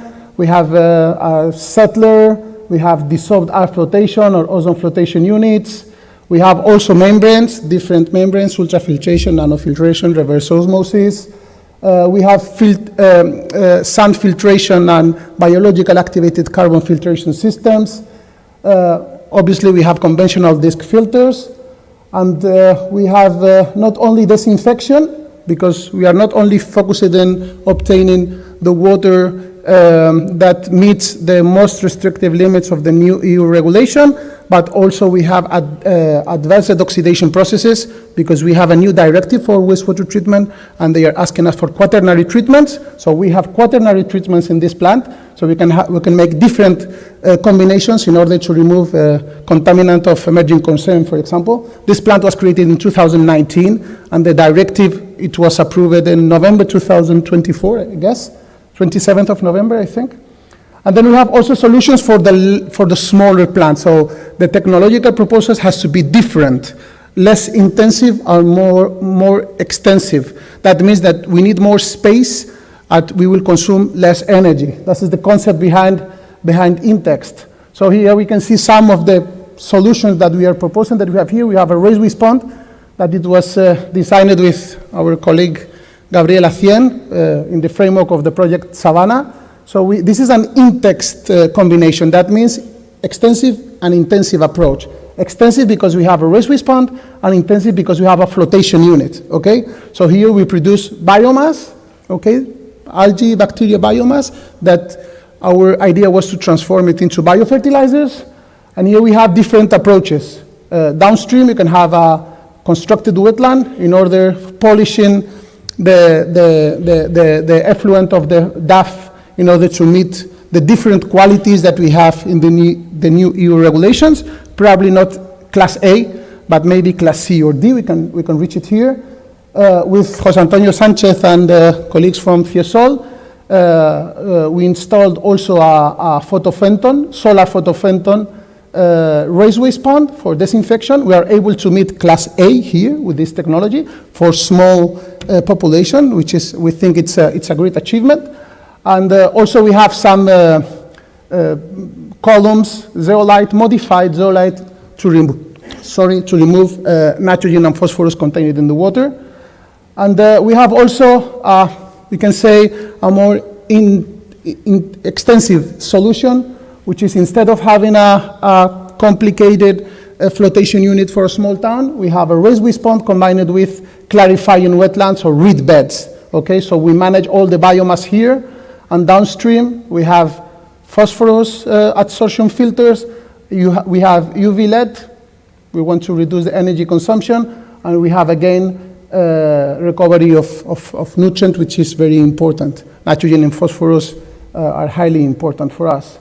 So this is El Toyo, and now I will present very briefly what we are doing in El Bobar, which is a little bit different since the approach is different. El Toyo is for water reuse mainly, and some activities for resource recovery, especially in nitrogen and phosphorus, and El Bobar is more focused on energy projects, okay? So in El Toyo we have 3 main areas, but the red one is not important because it's just a biomethane refueling station, but we have zone 1 and zone 2. In zone 1, what we have, we started this area in 2016 within the framework of Ulysses project, a LIFE project. And here we have the first element installed is a USB reactor, an upflow anaerobic sludge blanket reactor. Instead of using the activated sludge, 100-year-old technology, we think that is more interesting to treat the raw wastewater. We are talking about anaerobic digestion of raw wastewater, not anaerobic digestion of sludge, which is absolutely different. So we installed a USB reactor combined with aerobic membrane. So we are able to remove 70% of the COD contained in the wastewater, and instead of consuming energy, activated sludge consumes 0.5 kilowatts hour per cubic meter of water treated. We are able to produce around 0.13, 0.2 cubic meter of biomethane per kilogram of COD removed. So it's a change, it's a shift of paradigm. We have also, which is also important, an upgrading, biogas upgrading. Okay, the biogas is generated in a wastewater treatment plant or other biogas plants. It's composed mainly by 65% of biomethane, CO2, and a lot of sulfur compounds that we have to remove if we want to use it for other purposes. So we have a patent of Aqualia about bioenergy, where we are able to purify the biogas from 65% of biomethane up to 95% of biomethane, and remove all the sulfur compounds, siloxanes among others. So indeed we have the upgrading plant, which is composed by columns, scrubbers, and the adsorption process. We have a biomethane refueling station, and we have a fleet vehicles, and we are running different cars in Almería with the biomethane that we are producing in our plant. The area 2, the concept is almost the same than the area 1, but we installed another anaerobic reactor, but in this case, instead of being a USB reactor, an upflow anaerobic sludge blanket, it's an anaerobic membrane bioreactor. Okay, this is probably one of the biggest one in Spain. It's a 100 cubic meter anaerobic digester with a gas holder of 60 cubic meter in the upper part, and we are testing different membranes to see which one works better with effluent from an anaerobic digester. We are talking about water, okay? So we think that this solution is highly important, especially when you are reusing the wastewater in agriculture. Why? Because with anaerobic processes, you remove COD, but the nitrogen maintains the same concentration. And sometimes if your digester works pretty well, maybe the nitrogen even increases. So which is good for agriculture because it reduces the operation cost of the farmers at the end. This is the theoretical, okay? And since we have ultrafiltration membranes, we have a pathogen-free effluent from the system. We have also, we are testing also different materials for phosphorus recovery. Downstream, the anaerobic membrane bioreactor. Here you can see some graphs about the capacity of adsorption, because there are adsorption elements and how much phosphorus we can remove. When you have limit of discharge of nitrogen and phosphorus, you have to remove them. We have also, in the same site, in the same location, we have also a solar disinfection platform made by our colleagues from Ciesol, where we have 2 different technologies. We started with I think it's the biggest one, I guess, in Spain and in Europe, solar photophantom raceway, as you can see here. And the next step was this is our last toy, no, Jose Antonio? This is our last baby, which is version 2.0 of this system, because we are using Fresnel concentrators. It's an improved plant because we have a control system that makes the system works properly. So we have a concentration of temperature and concentration of radiation in the tube. So we are obtaining a really, really nice water with both technologies, class A, without problem. So we are very happy. Low cost, solar energy. And finally, here we have also 2 plants focused on recovery of nutrients. The first one is a biofertilizer production by enzymatic hydrolysis, sludge, okay? What you are using is a conventional sludge. We are comparing conventional sludge and the sludge from our anaerobic digesters because the characteristics is absolutely different. So we are trying to break the cell walls and to analyze with different partners the quality of the biofertilizer that we are obtaining from the agronomic point of view. And also we have a very advanced plant where we are able to use forward osmosis and struvite to obtain different biofertilizers, high-rich solution of ammonia, and we are producing struvite directly. So this is the beginning of my presentation. That was our ambition, and the question was if we are able to reach the nexus water, energy, and food using wastewater. The answer is yes, but it's very complicated. You will need to apply different biorefinery concept in each one of the main streams of a conventional wastewater treatment plant. You need a biorefinery in the water line. You need a biorefinery configuration in the sludge line, and also you need advanced processes in order to transform the biogas into high added value biomethane. This is just some of the projects that we already implemented here in Almería. We have LIFE project, Ulises, Zero Waste Water, Phoenix, and Biosol. And also we have Horizon project in Cover, Savannah with the university, and Rewaste project. Thank you so much.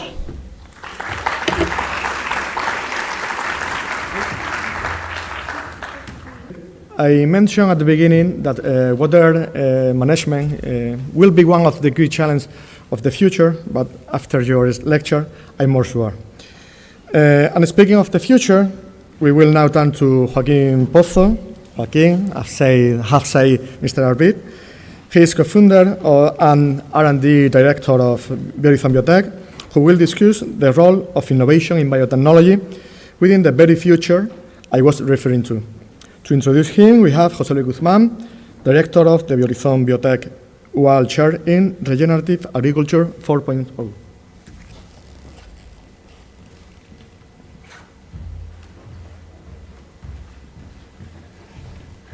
Good morning to everybody. It's a real pleasure for me to introduce Joaquín del Pozo. Joaquín was a student of the University of Almería. He studied chemistry here, and after that he obtained the PhD degree in 2010 in the field of biochemistry and molecular biology. After that, he worked for 6 years as head of the biotechnology area and director of the analysis services department at the Tecnova Research of Technology. He is the co-founder and head of the research and development at the Biorizon Biotech. He has also a very extensive experience in developing and managing both national and international projects. On the other hand, Joaquín is also a very active researcher. He has published 20 papers in peer-reviewed journals, also more than 30 international conference communications, 5 patents, and also he has supervised several master theses. On the other hand, he has a very good experience as a research and development consultant for numerous national and multinational companies. So, Joaquín, thank you very much. The floor is yours.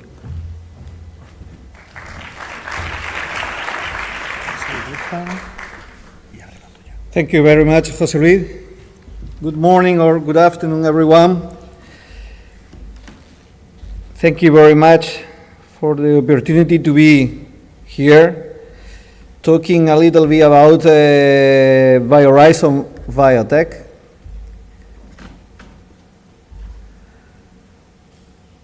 One of my sons, I have two sons, human sons, and this is one of my other sons, and this is to be working with this song is many times more profitable than with my other two sons. But okay, I'm happy in both sense. Today I would like to talk about our company, our project, and how is our evolution in collaboration with the University of Almería.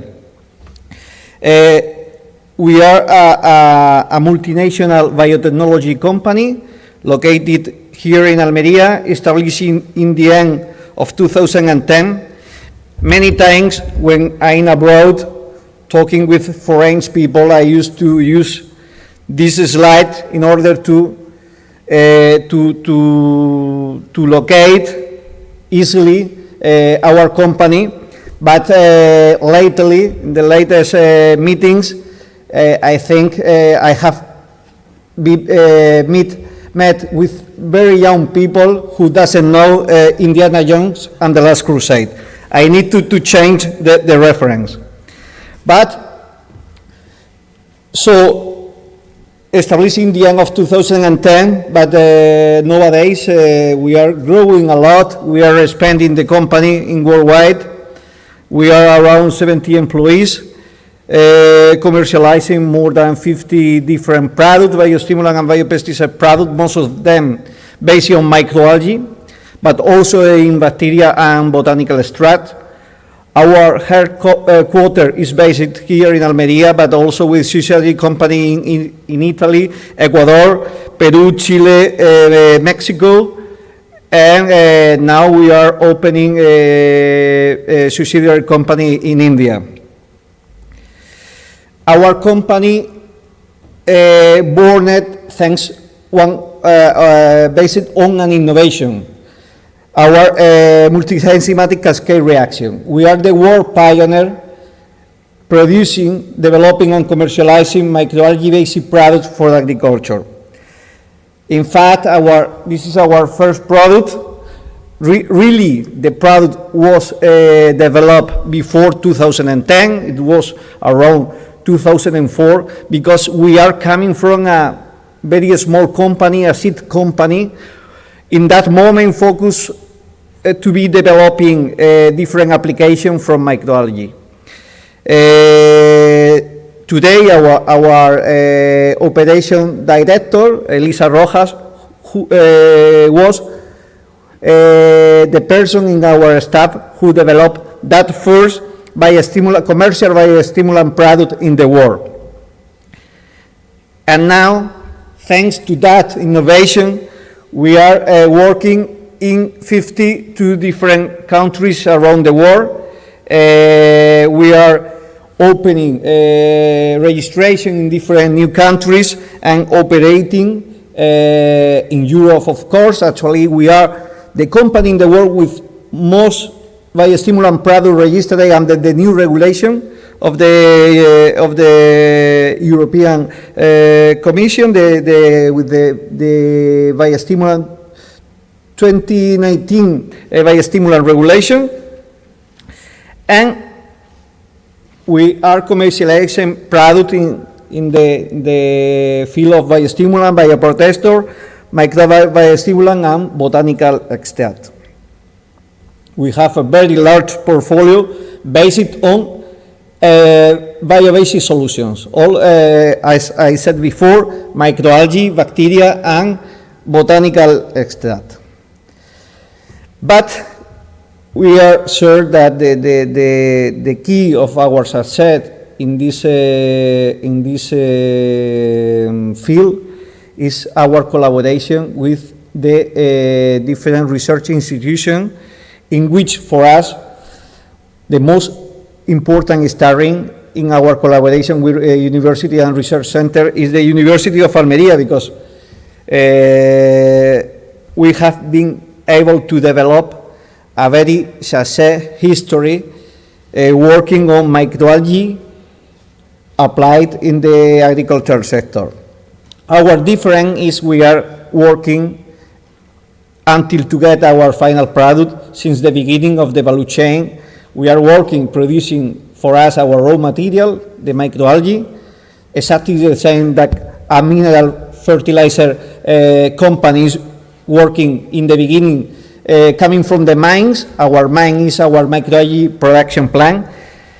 And in collaboration with the University of Almería, we have been able to develop a very, very large system, software, hardware, in order to optimize the production of microalgae to be applied on the agricultural process.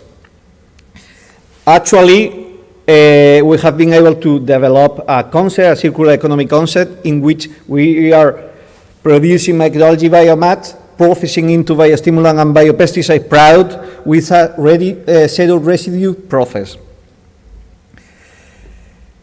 This is our headquarters located at the Technological Park of Almería, PITA. And this is one of the biggest milestones in our history, and I think also for the University of Almería, because we were able to build, in that moment, the biggest, the largest European microalgae production plant, 2 hectares, in the framework of Savannah project. My colleague from Aqualia also was talking about Savannah. Savannah was a very, very important project coordinated by the University of Almería and funded by the Horizon 2020 by the European Commission. One of the largest projects funded, and part of the funding we received was used to build this microalgae production plant very close to here, behind the library.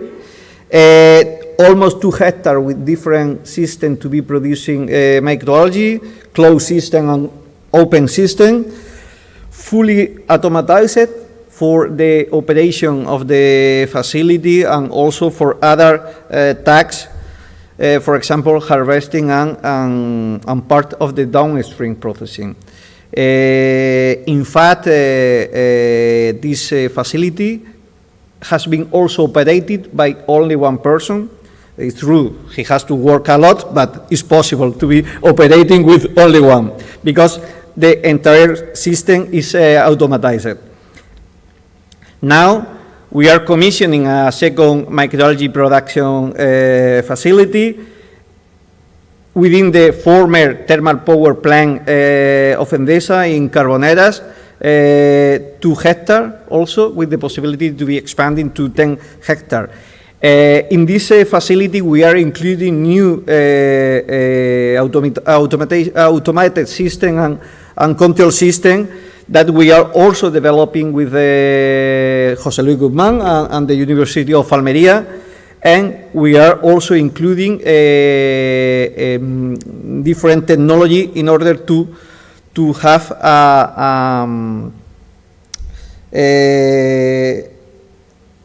a previous idea considering the climate, the previous experience producing, in order to be able to evaluate how much microalgae biomass we are going to be producing. But for us, for BioHorizon Biotech, it's clear that one of the most important cornerstone in which we have been growing has been the R&D activity, and this R&D activity has been very close to the University of Almería. We have been working in the optimization of the use of fossil-based fertilizer. Also, we are cooperating and developing projects in prebiotic and probiotic for plant nutrition, and of course, new biotool for new biopesticide.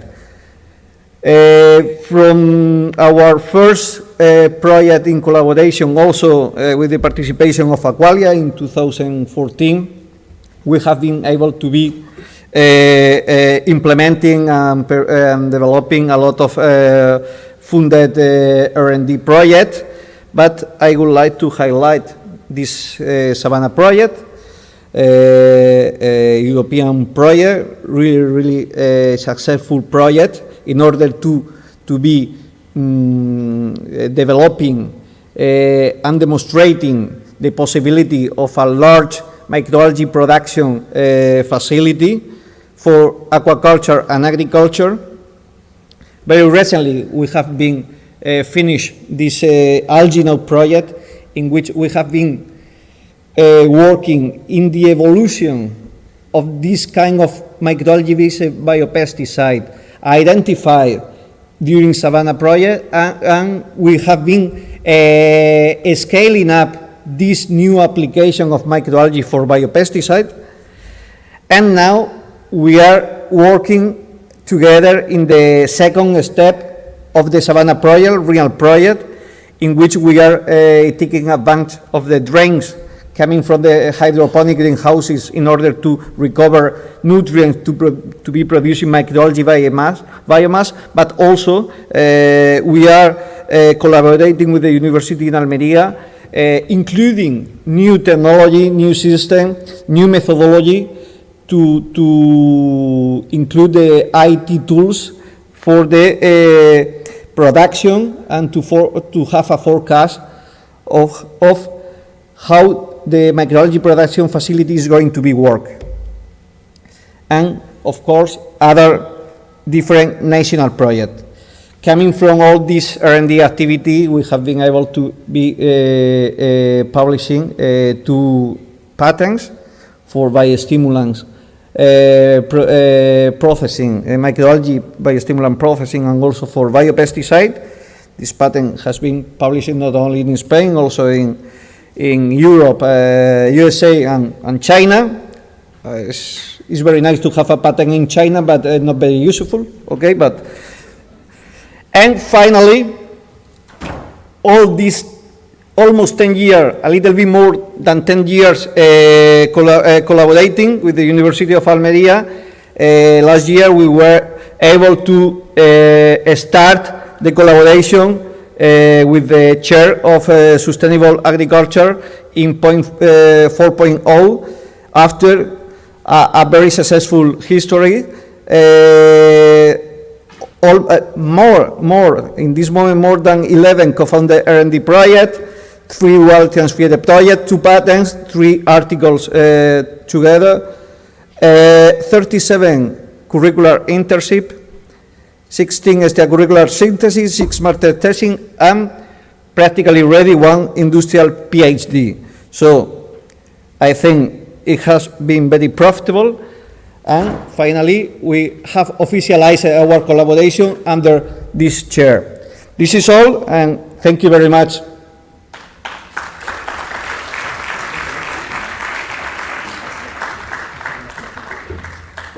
Thank you so much, Mr. Pozo. There is no doubt that innovation in biotechnology will play a key role for the sustainable future. Another major challenge we must address in the pursuit of an increasingly healthy diet.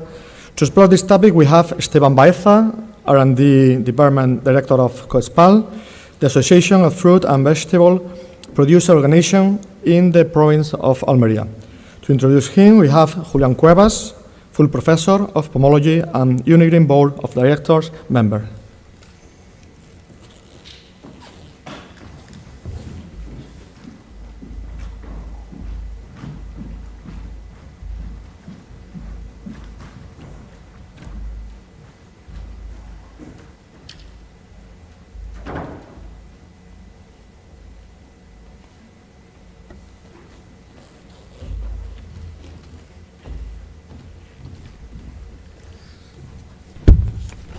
Hello, everybody. I can see you. Well, it is a great pleasure for me to introduce Esteban Baeza, who is an excellent researcher and a very good friend with a high sense of humor that I'm afraid we are not going to enjoy today. Well, maybe. Esteban Baeza got a PhD in agricultural science at the University of Almería and had a very extensive experience in research, consultancy, and technological development applied to the intensive horticulture characterizing the province of Almería. He had worked in many research centers, prestigious research centers like the experimental station of Cajamar, La Palmerilla, also in IFAPA, and also during some time in Wageningen University and research. He is specialized in greenhouse technology, energy efficiency, climate control, climate modeling, and innovative production system.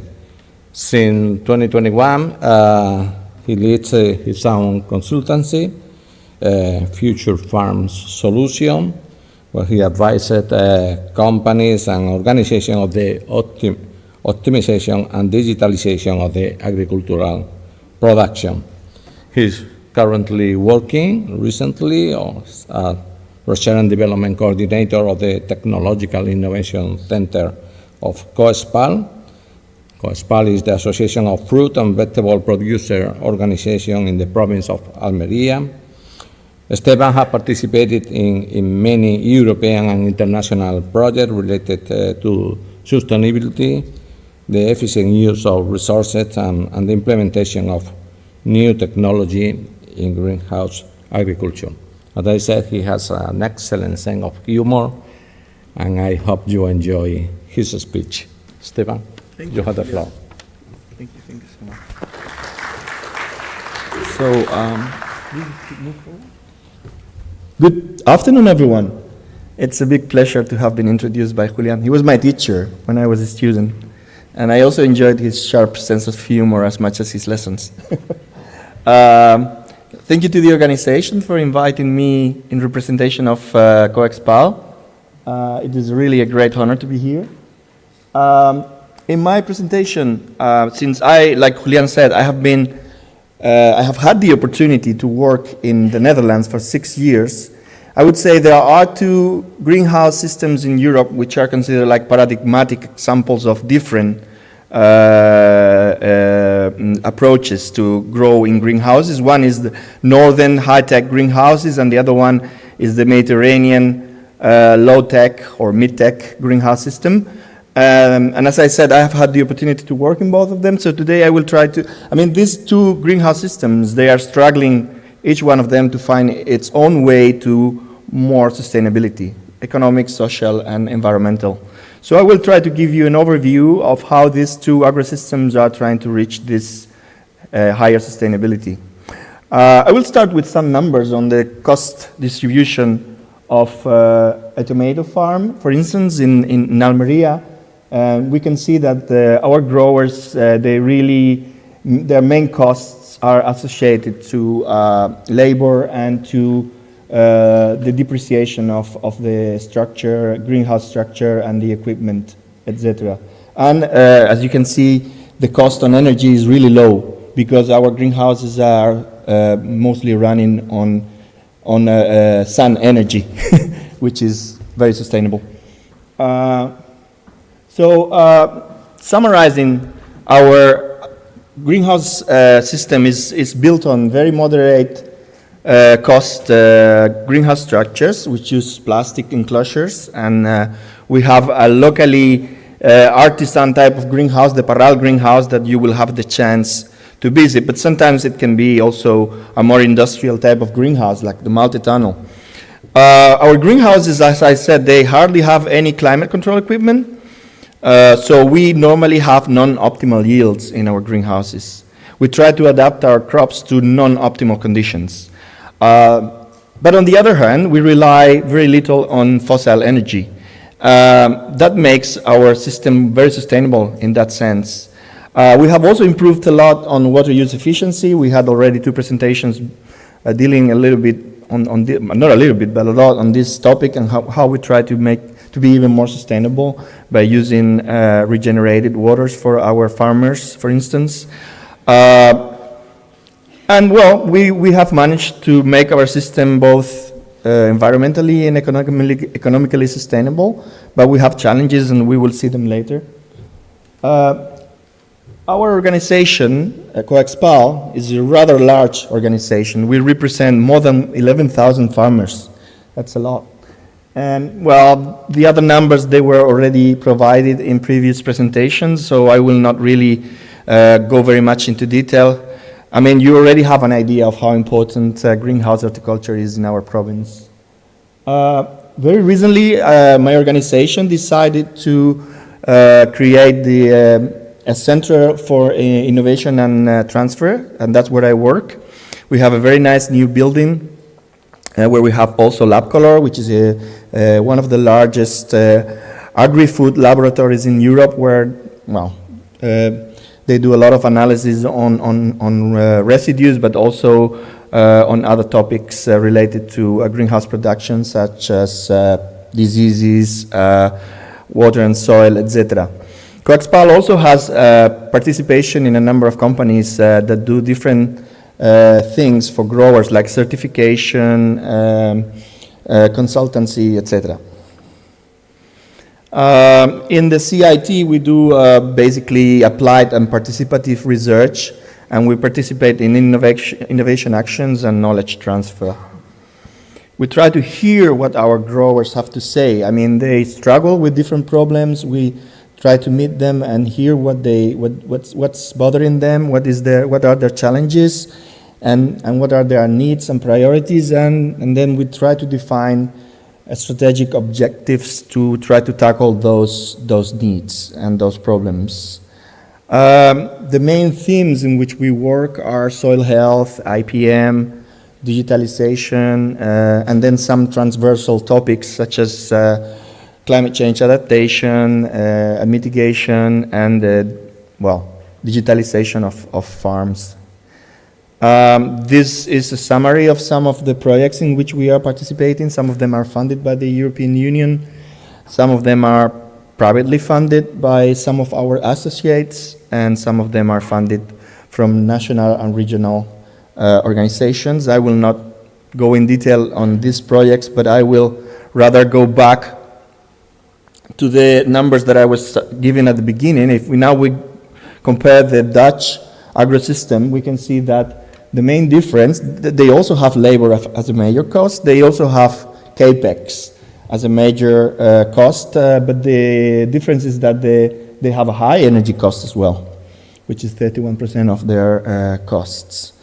The Dutch greenhouses are based on very expensive greenhouse structures, such as the Venlo greenhouse, which have a lot of different climate control equipment, heating, CO2 enrichment, dehumidification screens, sometimes artificial light. And the main idea behind is to optimize the climate and the supply of water and nutrients to the plants so that the plants can reach their maximum yield potential. Of course, this has a high cost on energy, as we saw before, and this is now covered mostly by natural gas, but there are ambitious plans to try to make the whole greenhouse sector fossil-free by 2050. They are also very efficient in terms of water use and land use, and well, we will see later, it is economically feasible, but for some crops, the economic feasibility is a bit limited. And we can see it here. These are data published by the Dutch themselves, and we can see for a standard glasshouse tomato farm, on a typical farm, the total cost per year is more than 60 euros per square meter, and we can see that they hardly make those 62.24 euros. I mean, for this crop, the threshold for profitability is high, so sometimes you cannot even make money out of a round tomato crop. In Almería, our typical cost for a typical farm is 10 times less. So that makes a very big difference between our growing system and their growing system. So even if we have lower yields, we can still make a profit. And in this graph, I like to make always this graph to show students what kind of greenhouse design you need for a certain location. Here we have the Netherlands, Almería, and Bogota in Colombia. The red part means that on those mountains you need heating to produce.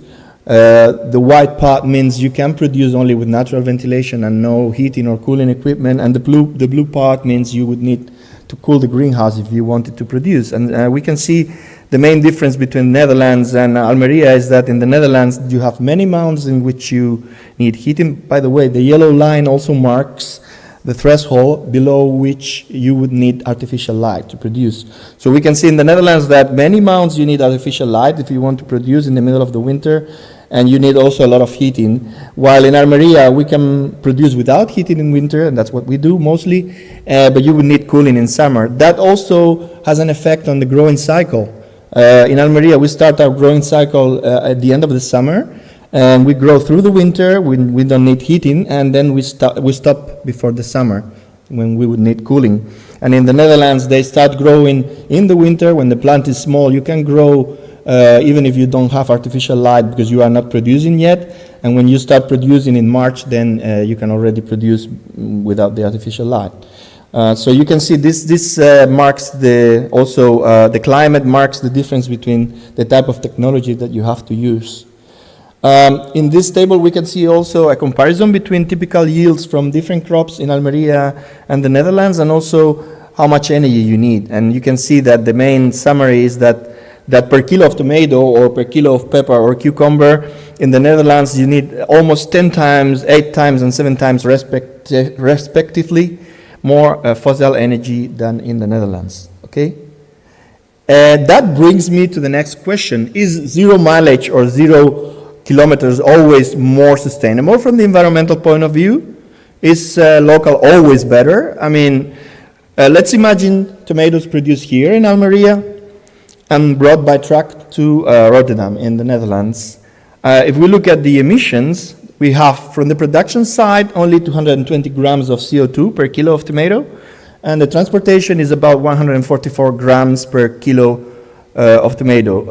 If we sum those two, that brings around 364 grams of CO2 per kilo of tomato.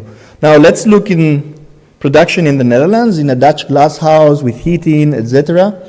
These data, they are published by the Dutch themselves, by Wageningen University, and we can see that they already calculate 1.5 kilos of CO2 emissions for that same kilo of tomatoes. That's like more than 3 times the amount of CO2 emissions that a tomato brought from Almería has. So probably zero mileage is not necessarily more sustainable than buying from somewhere where the production system is more sustainable. Our growers, they grow mostly in the soil, unlike the Dutch that we will see later. We grow mostly in a type of growing system we call enarenado, which is basically wherever we build a greenhouse, the natural soil is usually not very good quality, so we bring some nice quality soil from elsewhere, and we put some manure and then some sun mulch, like you can see in the picture. And now growers are starting to use tensiometers and electrotentiometers to manage their irrigation, and they are becoming more and more efficient in the use of water and fertilizers. They also have more and more those nice fertigation automated systems like the ones in the picture.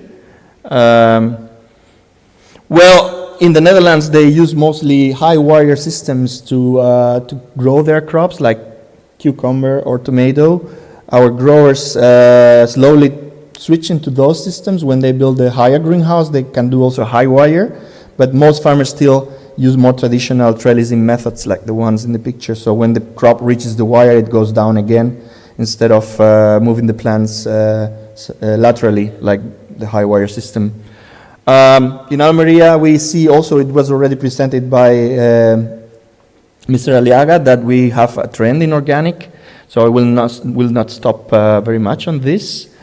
And here I have a summary of which I think could be quick wins in terms of technology for our greenhouses. And one of them is we should try to improve light transmission in our greenhouses, especially in winter, with better greenhouse structures, and maybe also making sure that the plastic film is changed or cleaned when it's too dirty.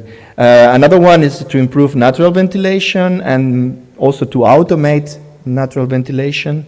Also improve plant management by doing more crop registration during the week, measuring in the plant to try to see if the plant is well balanced or not. This is normally done in Dutch greenhouses. We don't do it here so much.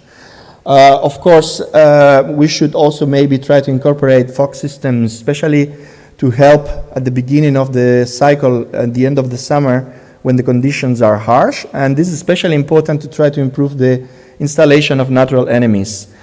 We need also full implementation of biocontrol in all crops, and also the use of double-purpose internal mobile screens in the greenhouses. In the Netherlands, there are around 10,000 hectares of glasshouses. As you can see here, half is vegetables, about half is ornamentals. This is a typical image of the Westland in the Netherlands, and below the Venlo glasshouse, very typical. What are the main reasons behind yield improvements in Dutch glasshouses? Well, they started to grow longer cycles. They grow mostly 11 and a half months a year. More light coming from improved greenhouse transmission, better glasses, and also sometimes the use of artificial light, more and more. CO2 enrichment, they switched from soil to complete soilless culture, except for a few crops like chrysanthemum or other ornamentals. In the Netherlands, it's mostly done on substrate, mostly rock wool. Also, improved crop management. They learned to grow with a higher leaf area index, so more leaves during the year. Better control of pests and diseases, and also, of course, always better cultivars. So if you look at the graph of how yield has evolved for a crop like tomato in the Netherlands through the years, we can see that there is a continuous increase in yields that comes from a continuous incorporation of innovation in their system. The high-tech Venlo glasshouses are the most typical greenhouse used in the cold regions. The recent improvements, like I mentioned before, is that they are using more and more better glasses, like, for instance, anti-reflective coated glass, and lately diffusive glass.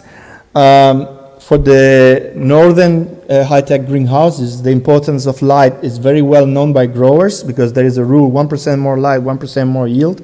And that's the reason why you can see that even in such rainy locations as the Netherlands, all the greenhouses have roof cleaning machines. Maybe we should learn a bit from this also here. And regarding the use of diffusive materials, the rule of thumb is 10% more diffuse light, 1.5% more production. They also have full control of climate with heating systems, CO2 supply, fertigation is very precise in the rock wool, and there is recirculation of the nutrient solution. What the Dutch are doing to improve their fossil energy efficiency is to try to minimize heat losses in the greenhouse by using more and more screens. Of course, this creates higher humidity in the crop area, so what growers are doing is slowly incorporating dehumidification systems, like vertical fans or similar. They also use more and more artificial lighting systems to try to change the growing cycle and imitate the Almería cycle, to start growing end of the summer, go through the winter, and get better prices. Like I said, mostly is soilless, and 10% is organic. They also have a challenge to minimize the emissions for the greenhouses, so because although they recirculate the nutrient solution, sometimes the accumulation of sodium forces them to flush, and now the goal they have is not to flush, to try to really maintain a closed, completely closed system, going for a zero discharge systems. Regarding crop health, the main areas of research are related to early detection and alarm of pest infestations, and for this they are using a lot of computer vision, but also using the standing army concept, which means I always keep natural enemies in the plants even if there is no pest, and I feed these natural enemies with alternative diets, and then when the pest comes, the soldiers, the insects are there, they are well fed, and they are ready to fight. Also, and that is something that is good for both systems, try to diversify crops, and Julian knows a little bit about this because he has been involved in initiatives to try to get new exotic crops into our greenhouses, like papaya or pitaya and even passion fruit. In the Netherlands, they are trying to do the same. We have a picture there with vanilla. That's a vanilla crop inside a glass house in the Netherlands. I tasted these vanillas, they were really great. But they are working on other possibilities, like coffee even.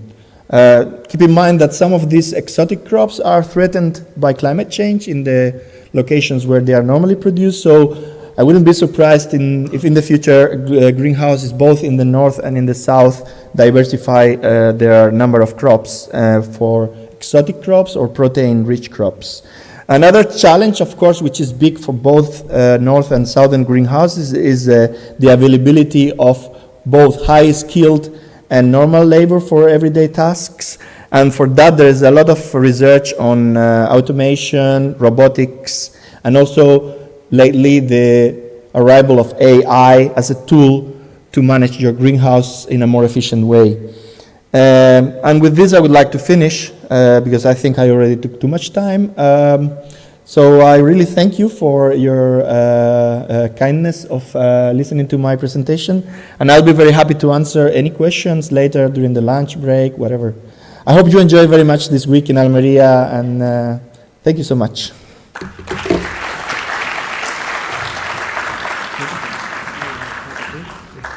Thank you so much, Mr. Baeza. Please stay on stage. Now I would like to invite the rest of the speaker. Come up, please. Okay. And take seats. As they take the stage, I would like to highlight that all the lecturers after today's conference are key actors in the province of Almería, with whom our university maintains a strong relationship. Moreover, some of them, as you know, already play a significant role of UNIgreen, so thank you so much for being here.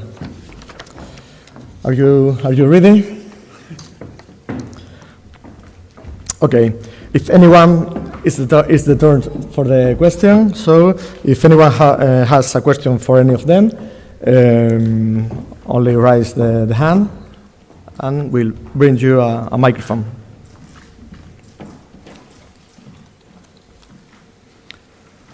Is there any question? Oh, okay. Please. There. Okay.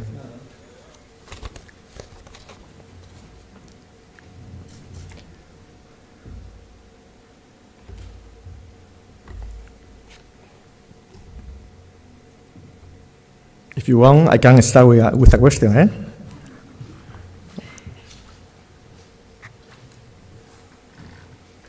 It's ready? Okay. There. Please raise your hand.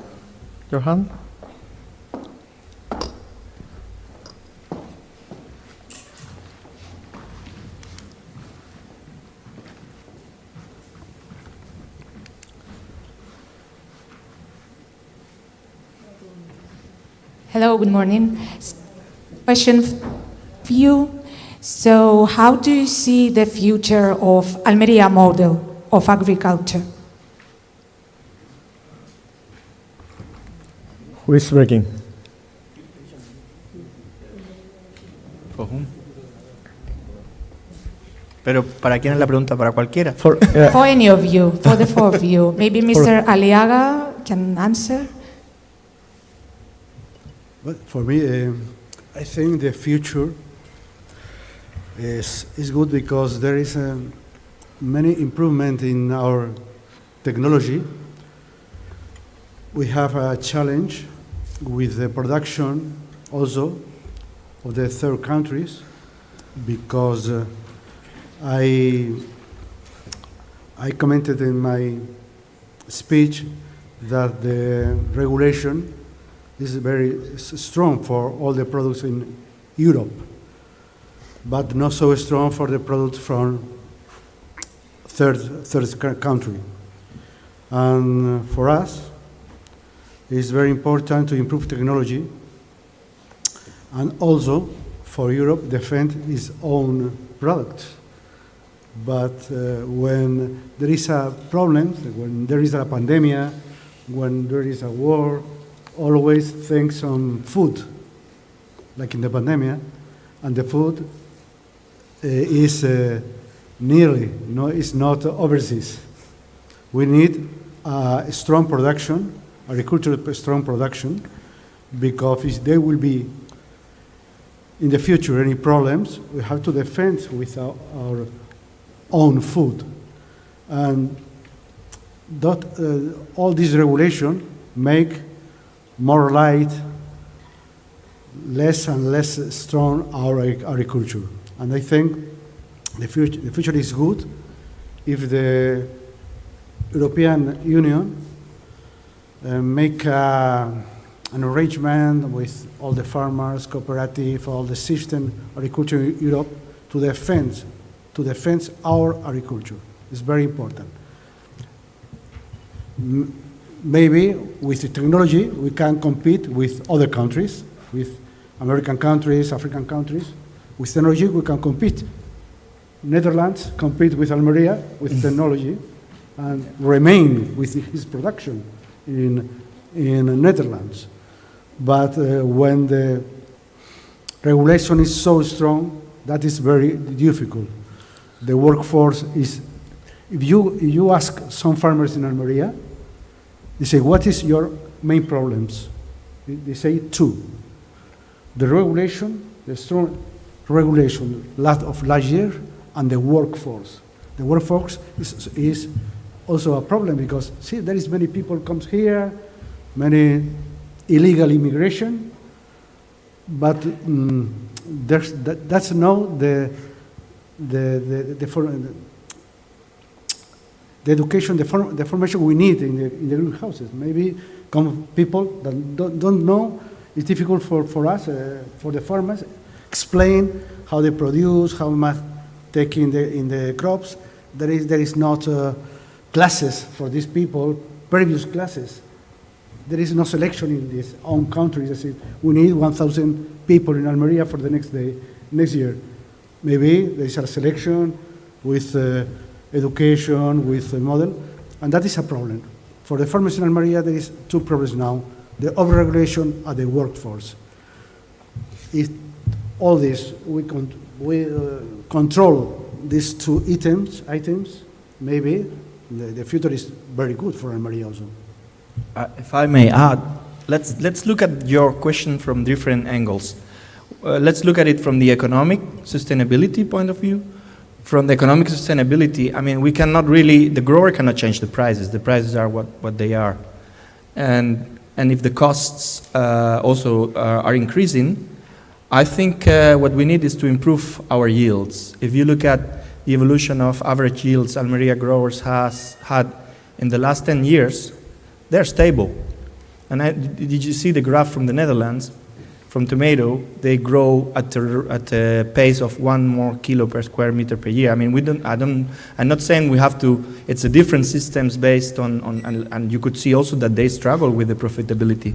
But we need to incorporate some more technology in the greenhouse, especially climate control, simple climate control systems to try to get more yield from the different climate. So we have a higher potential. And then there is also the environmental sustainability. And for that, we are really in the very right direction. We have biological control, we have more greenhouses incorporating biodiversity inside. We are on the way to solve the water problem. Our plastics are recycled mostly. I'm not saying that there are no challenges. I mean, there are. We have to be cleaner a little bit also in the surroundings of our greenhouses, etc. But we are in a good route. And then there is the social sustainability, and that has to do a lot with what José Antonio was mentioning.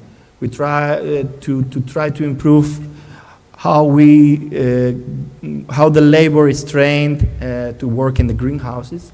In parallel, technology will also help, because we need to develop, I'm not saying we need to develop robots to replace humans, but we need to develop systems that make their work in the greenhouse easier, less heavy.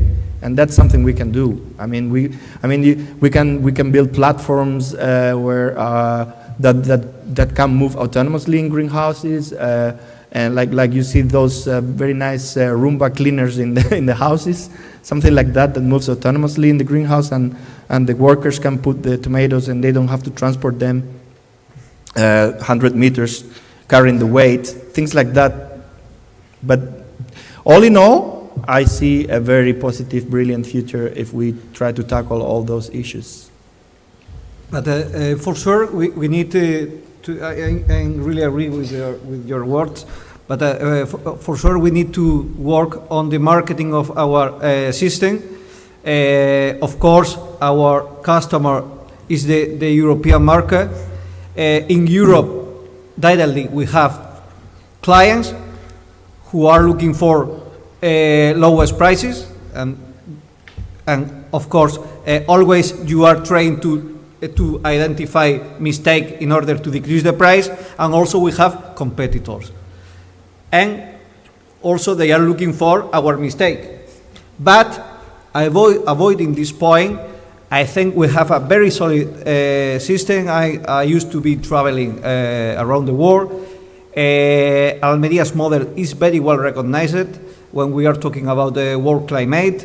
Almeria is a reference. It's incredible how a very small city in Europe is not known when you are talking with an European, but if you are traveling by America, North, Central and South America, and talking about agriculture, everybody knows Almeria perfectly, and they consider very valuable system the Almeria's model.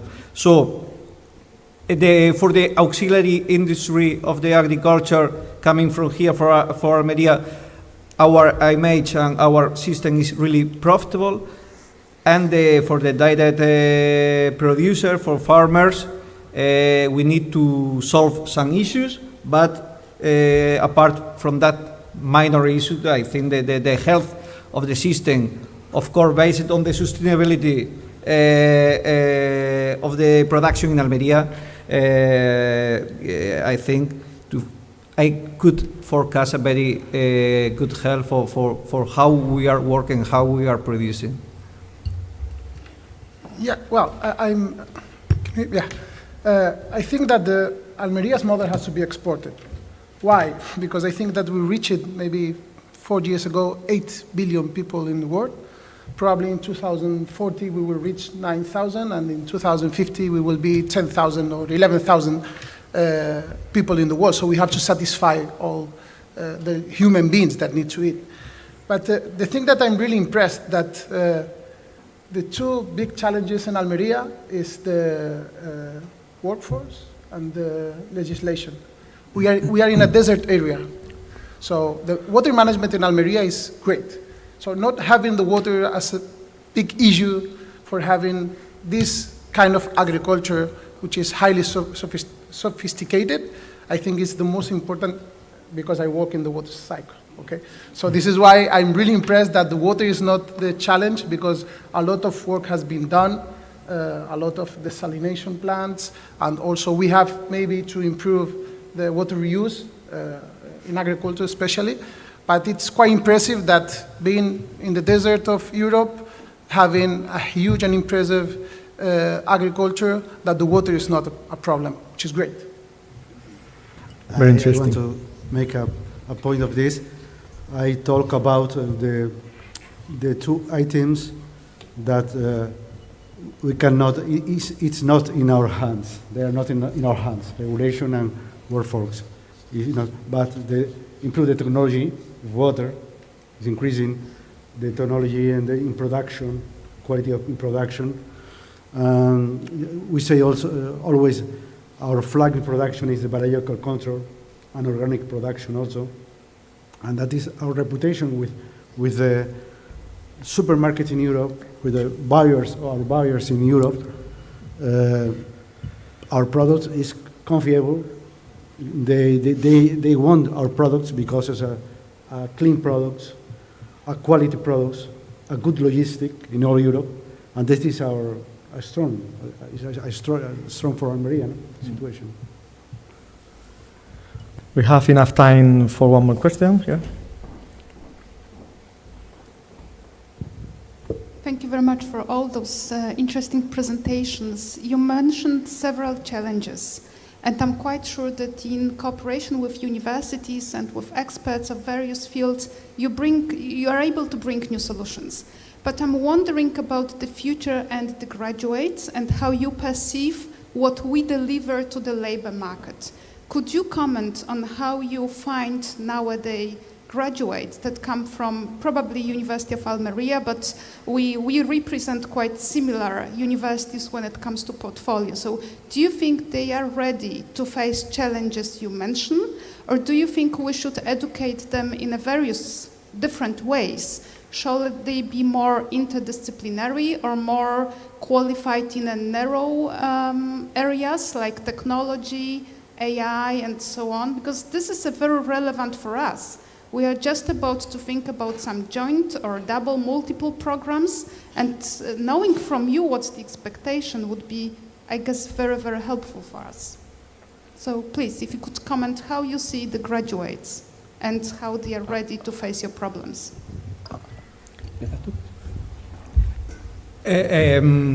Really, I think the how companies and university, public research center, private research center, we are lately finding the way to be collaborating and working, I think is really good. We are getting it. We are growing our profitability in both sense in terms of how the knowledge is growing thanks to be closing that barrier between the collaboration of companies and the private sector, public sector, companies, research center is working really nice. It's working really well because in the latest year, we have been able to be solving a lot of problems. Of course, the future coming, for the coming challenge, the way to be solving this kind of challenge is to continue the same. Thanks, of course, to the public policies. The European Commission is pushing a lot in this sense, and the European funds is working to all of us to continue working in this way. But many times we need to be able to look for other kind of collaboration. The social collaboration, not only the research collaboration is important, and maybe indeed in that area, in that issues, we are not so joined like we would like to be. For sure, if we are able to align the challenge between the regulation, research area and companies, we will be able to solve quickly that kind of problem. But in this moment, I think we need to continue pushing a lot in order to break some kind of barriers already established. I would like to talk about AI because it was mentioned, and I think it's really something to talk about. So the way I see it, AI, it's already changing, but it's going to change the world we live in, and agriculture is no exception. It's already happening. So I think, yes, our graduates in the future, they will have to be trained in how to make the best profit possible from AI and digitalization and so on, because in the case of greenhouses, the greenhouses will have more and more sensors, will have generate millions of data, and it will good management of AI and those data will be key for the efficiency and the sustainability of the farms. So in my opinion, like everything, AI is an amazing tool. It can save you a lot of time, and it can give you directions or where to go making your work, and for the grower, making the work much easier and efficient. But I think graduates will have to learn how to use those tools, because it's already happening and it's going to happen more and more. I mean, when I was in Wageningen, there was a challenge. It's called the Autonomous Greenhouse Challenge. And basically, the idea was to see if AI was capable of managing a high-tech greenhouse better than humans. There have been a few editions of this challenge, and the AI teams, they were given a greenhouse compartment, and they had to compete with the best Dutch growers, and they did it better. So this is already here, it's happening. So I think, yes, our graduates, we need to train them on AI and technology and digitalization, because that's the future. It's happening. Okay, any more question? Yes, very quick one. My name is Vladislav Popov from Bulgaria, Agriculture University of Plovdiv. Great presentations, excellent. We can only learn from your experience, and Almería is really a very nice example. The question, though, of Marta, I guess, was related to something that I also want to know. How do you select and how do you keep young talents, future young researchers or prospective, let's say, employees in your companies, private companies? I guess you can give some examples, like you're offering internships, and during these internships, you can select those prospective students, graduates from Almería University. You can give us some examples, because this is really important to know. How do you do this? And secondly, question probably to Mr. Aliaga about the province of Almería, because we know that, and we see that there is a very good example of this so-called quadruple helix of innovation and knowledge. This is the collaboration between scientific and research and education institutions like University of Almería, business and advisors and communities. And I'll give you an example. I know that, to Mr. Arbib, that Aqualia was recently involved in a project called Be First, together with Fertiberia in Huelva, if I'm not wrong. And Fertiberia was asking from you, this Truvite, to have a good source of phosphorus for their mineral fertilizers. I know that it's true.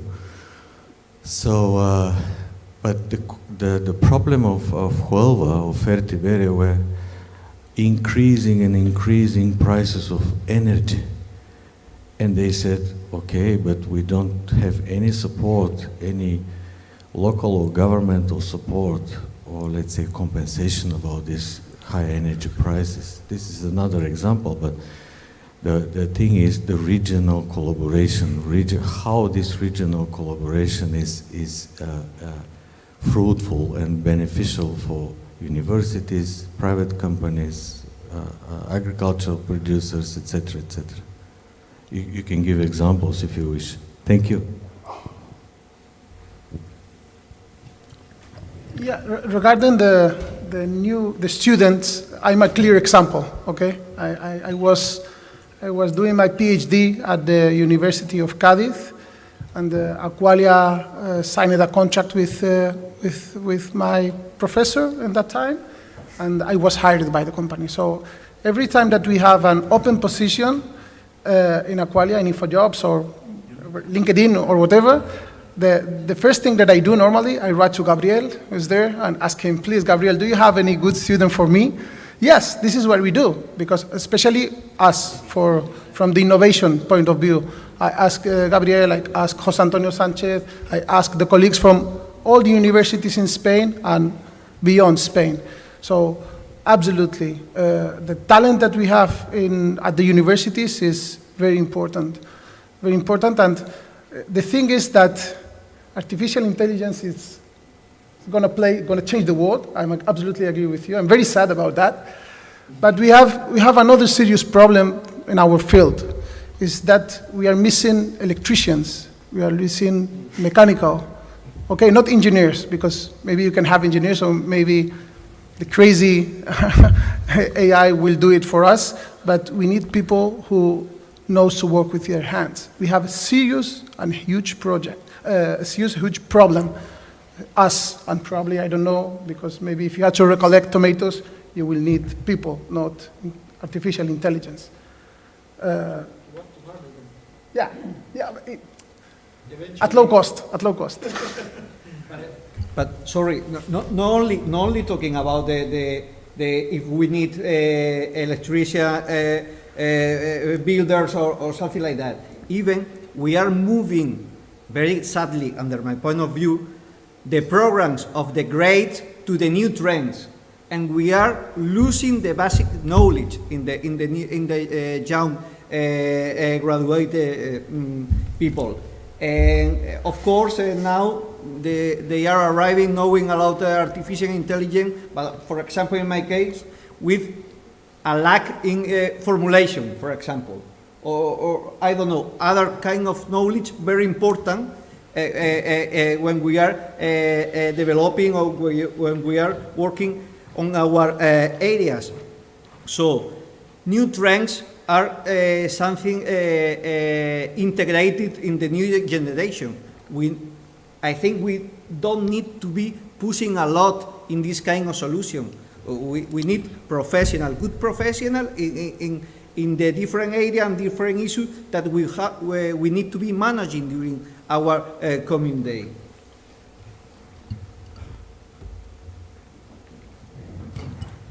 About the collaboration, there is a big collaboration to the Regional Department of Agriculture in Almería with the Exporter Association, with all the companies of the cluster, fertilizer, biofertilizer, seed companies, to the bank, Agrobank also, the Cajamar, our bank in Almería, specialized in agriculture 60 years ago. And there is a big collaboration, but we support with our funds or our subsidies all the private initiative. If there is for energy, if there is for biological control or for quality control of now, I forgot to say that last year, because these problems of workforce in the packing plants, maybe 50% of the investment is for robots at the packing plants. Because people, the cooperatives and the private company thinks if I buy a robot, I will have 30 workers less. Because for me it's a problem, the regulation is very, I said newly, the regulation is strong for this system, and these are a robotization system, and we support all this. All the investment. If there is for energy, for fertilizer, for all the private companies decide to invest, and we support this. If there is into the screen that is possible to subsidize this investment. Okay, thank you so much. Thank you so much for all for your collaboration, and a special thank you for all for you. Not only for your excellent presentation, but also for your answer. So thank you so much. It was truly a pleasure to listen to you. So thank you so much. And as scheduled, we will now take a group photo before lunch. This will be taken, a group photo. This will be taken 200 straight meters ahead from the standing point, next to the coat of arms of the University of Almería. After the photo, we will return to the entrance for the lunch, okay? Lastly, just a reminder that the third and final session will begin at 2:30 sharp, so please be punctual. Thank you so much.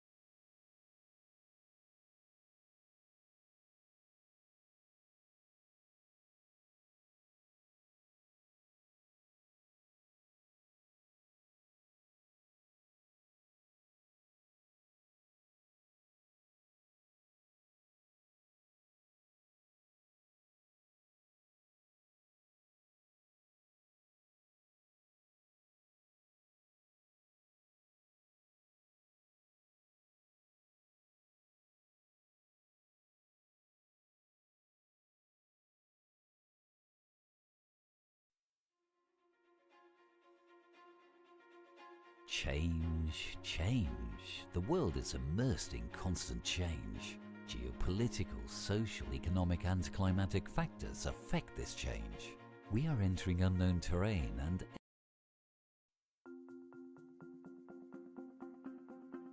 the farmer's formula. Our farmer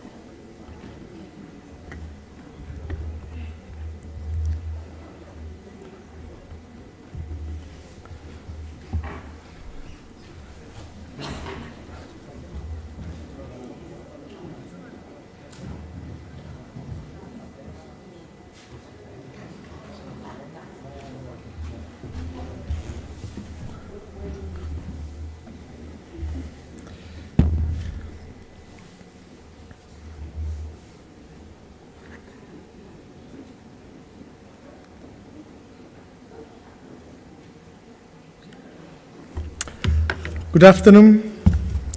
I hope you all had a pleasant lunch and are feeling refreshed as we now begin to the third and final session of the day, one that promises to be truly engaging. As we did in the last session this morning, we will reserve the final 10 to 15 minutes for a question and answer session once all three speakers have finished their presentations. Now, to begin this session, we welcome Alicia Cañadas, Director of Innovation at the Science and Technology Park of Almería, PITA, who will share an insightful perspective of networking.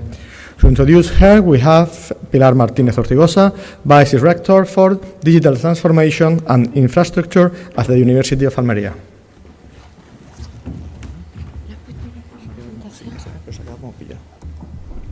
No, es que mira.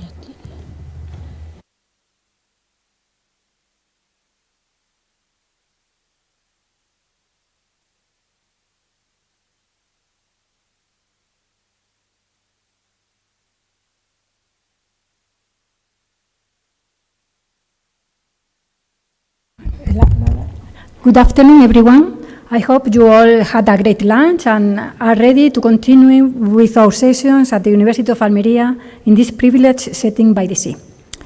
It is a pleasure to introduce our next speaker, who will guide us through a key topic in today's innovation landscape, the importance of networks in European innovation ecosystems. Alicia Cañadas is the Director of the Innovation, Science and Technology Park at Almería, as we know it as PITA. It is a hub that fosters collaboration between businesses, researchers, and institutions to drive technological development and economic growth. She holds a degree in chemical science and has completed doctoral studies in advanced chemistry. With more than 25 years of experience in various sectors, including cosmetics, research, services, teaching, and technology, she has developed a strong adaptability and the ability to acquire knowledge across a wide range of fields. For the past 10 years, she has led the innovation area at PITA, working on consortium-based projects to tackle the challenges facing the agriculture sector. Her focus has always been on improving the industry and ensuring it remains an international benchmark.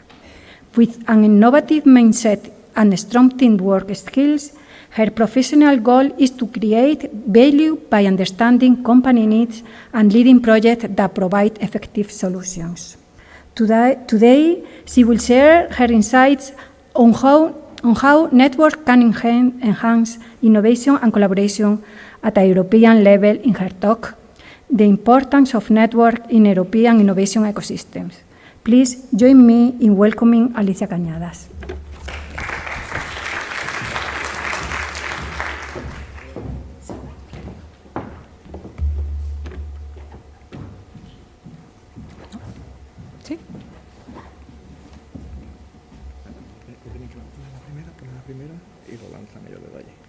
Okay.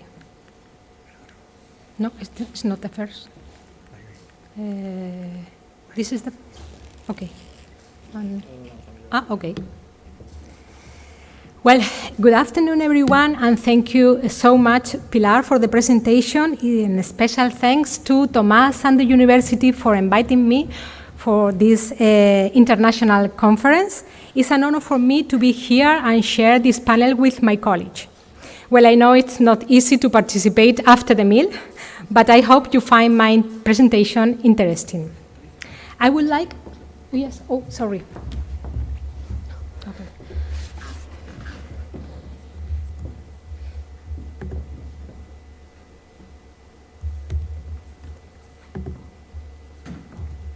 Okay, yes.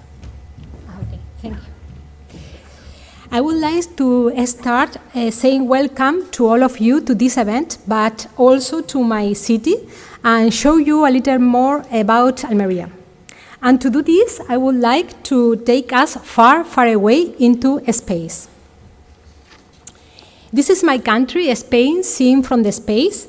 As a Spanish astronaut said, the only man-made construction that you can see from the space are the greenhouses of Almería. and that is the white dot that you can see in the picture. The province of Almería, where we are today, is in the southeast of Spain by the Mediterranean Sea and has approximately 700,000 inhabitants. It's a small city, but has the climate with the most hours of sunshine per year in all of Europe, more than 320 days of sunshine, and has a semi-desertic climate with a very little rain. And with this climate and in this condition, we cannot think of anything else but to dedicate ourselves to the agriculture. I think it sounds crazy, but here we are 50 years later. And why our main economic sector is agriculture? Well, we are going to get closer through several pictures, so you can see the dimension that AgriFood file has in Almería. Like Mr. Aliaga said this morning, he explained much better than me, of course, but I want to remind you some titles. Almost 33,000 hectares of greenhouses and a total of more than 61,000 hectares, including open-air crops, because in the west part of Almería it's common to see greenhouses, but in the east it's more common to see open-air crops, and both of them are they're responsible that the main sector in Almería is agriculture, and why we are considered the arch of Europe. In the last 23-24 campaign, the sector turnover was 4,500 million euros only in production, and if we add to this the turnover of the industrial auxiliary of agriculture, we have a total turnover of more than 6,000 million euros. In the last campaign, the total volume of fruits and vegetables, both in protect and open-air crops, was close to 4,000 million tons. And we export more than 70% that we produce. The king crop is pepper, and we expect the surface area for this crop in this campaign, 24-25, will be more than 12,000 hectares. Cucumber, eggplant, tomato, they are very important crops too, obviously. And another characteristic of our agricultural sector is that the agriculture in Almería is based on social economy. First, because our smallholder production system allows a lot of people to live from the agriculture. And second, because most of our farmers belong to cooperatives to commercialize their product. In other words, in Almería, we encourage the asocialism. Another relevant, in fact, there is a big concentration of supplies because we have 282 fruit and vegetable companies, but the top 10 companies sell the 60% of the total production.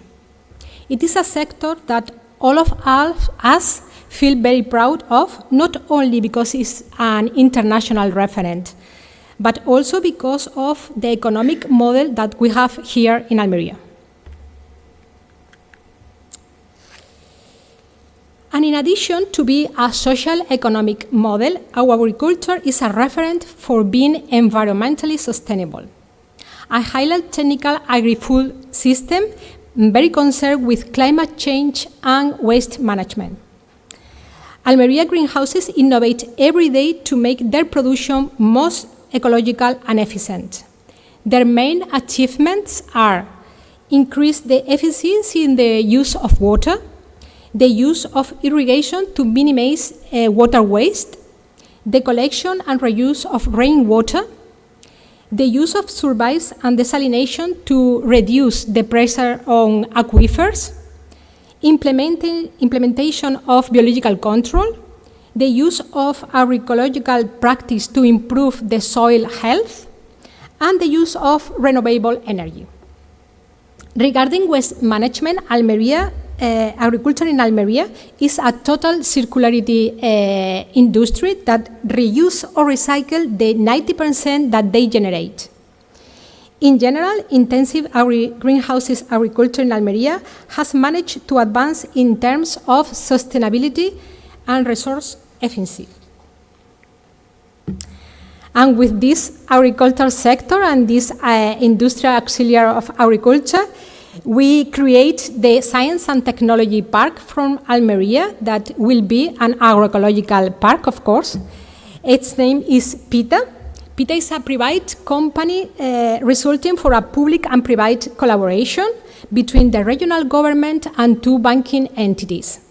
This legal form, private collaboration, for me is the best way to work because you run with the speed of a private company but with the good relationship with the administration. The main stakeholders of the park are 2 banking entities that have the 60% of the company. And in the public side, we have the regional government with the 35% more or less. And in a very small percent, we have the City Hall of Almería, Technology Center of Tecnova, and of course, the university. Having the university among our stakeholders provide us with a great resources, both in human capital, in research projects, and as knowledge transfer. They have a little percent of the company, but they are a very active partner of the park. Currently, we are almost 80 companies in the park with a total turnover of more than 1,000 million euros.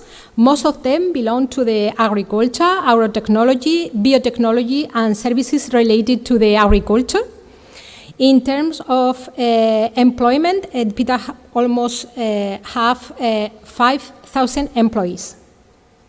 And if you want to establish with us, join us in PITA, you have 3 ways to do this: in Pythagoras building, in plots, or in the Science Campus building.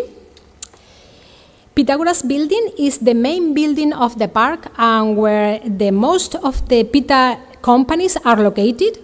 A building especially designed with offices and laboratories where company can share common space like training rooms, meeting rooms. We have an auditorium and a restaurant and so on.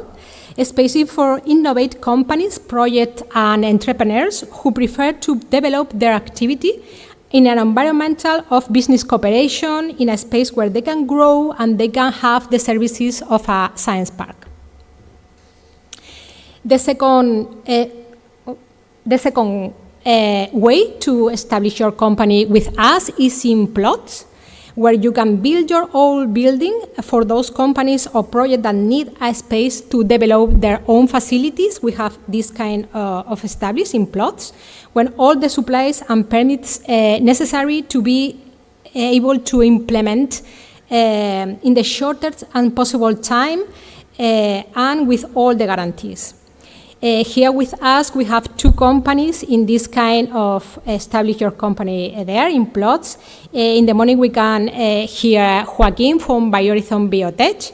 This is a company that have plots with us. Biohorizon Biotech is the main activity that Joaquin told to us in this morning was the production of biostimulants based of microalgae for the formulation of a wide range of solutions for agriculture. And the second company that we have here with us in this international conference, but established with us in the Science and Technology Park, is Unica Group. The next speaker, the manager director of Unica, Enrique Rio, explained much better than me, but we are very proud because they are building right now its smart agribusiness center in more than 30,000 square meters, so we are very proud of this. The third way you can establish your company in the Science and Technology Park is in an office inside the Science and Campus building. It's a building that we have here in the university campus and designed especially for technology-based companies that have a special relationship with the university because they incorporate students or they are university spin-offs or they have agreements or contracts with the research group of the university. And well, I also wanted to highlight the importance of the relationship and belongings to a network like the one that all of you have here with UNIgreen. And to do this, I would like to tell you about our relationship with the university and some of the projects we carry out in consortium with them, and that are directly related with the item that you have here in UNIgreen, and are a success cases in university park collaboration. The first one is Ethic for Food. It's a project that development a digital tool for smart labeling for sustainable fruit and vegetable production. This was done by developing a digital footprint for the fruit and vegetable products, integrated into an information platform between the producer and the consumer through the design of a smart label.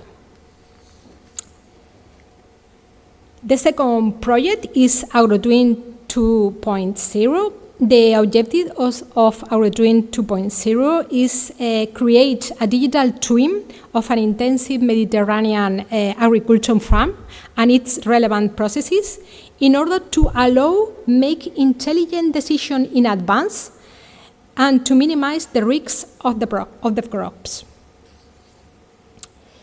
The third project is a bioeconomy observatory.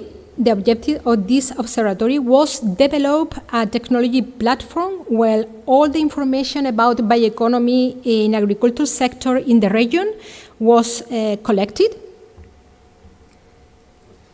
And the last one is a SymbioPark project.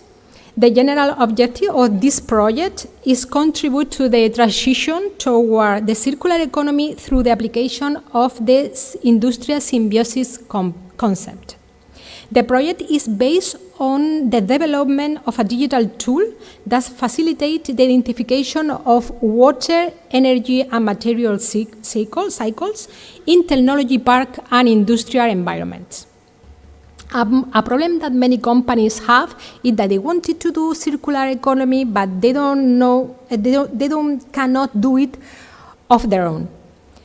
The objective of this project is to create a shared circular economy in where what is waste for one company becomes raw material for another. The concept of industrial symbiosis states in the symbiotic between connection companies that traditionally run independently. These connections are based on the exchange or sharing the resources, material, energy, and water. In many cases, there is an important economic savings by reducing waste and reducing the cost from the raw material. In this way, we achieve not only the impact of sustainability, but also the environmental and economic one, saving cost for the company. The final result is the development of a technology tool that analyzes and visualizes the circularity of entities in technology park and innovation areas.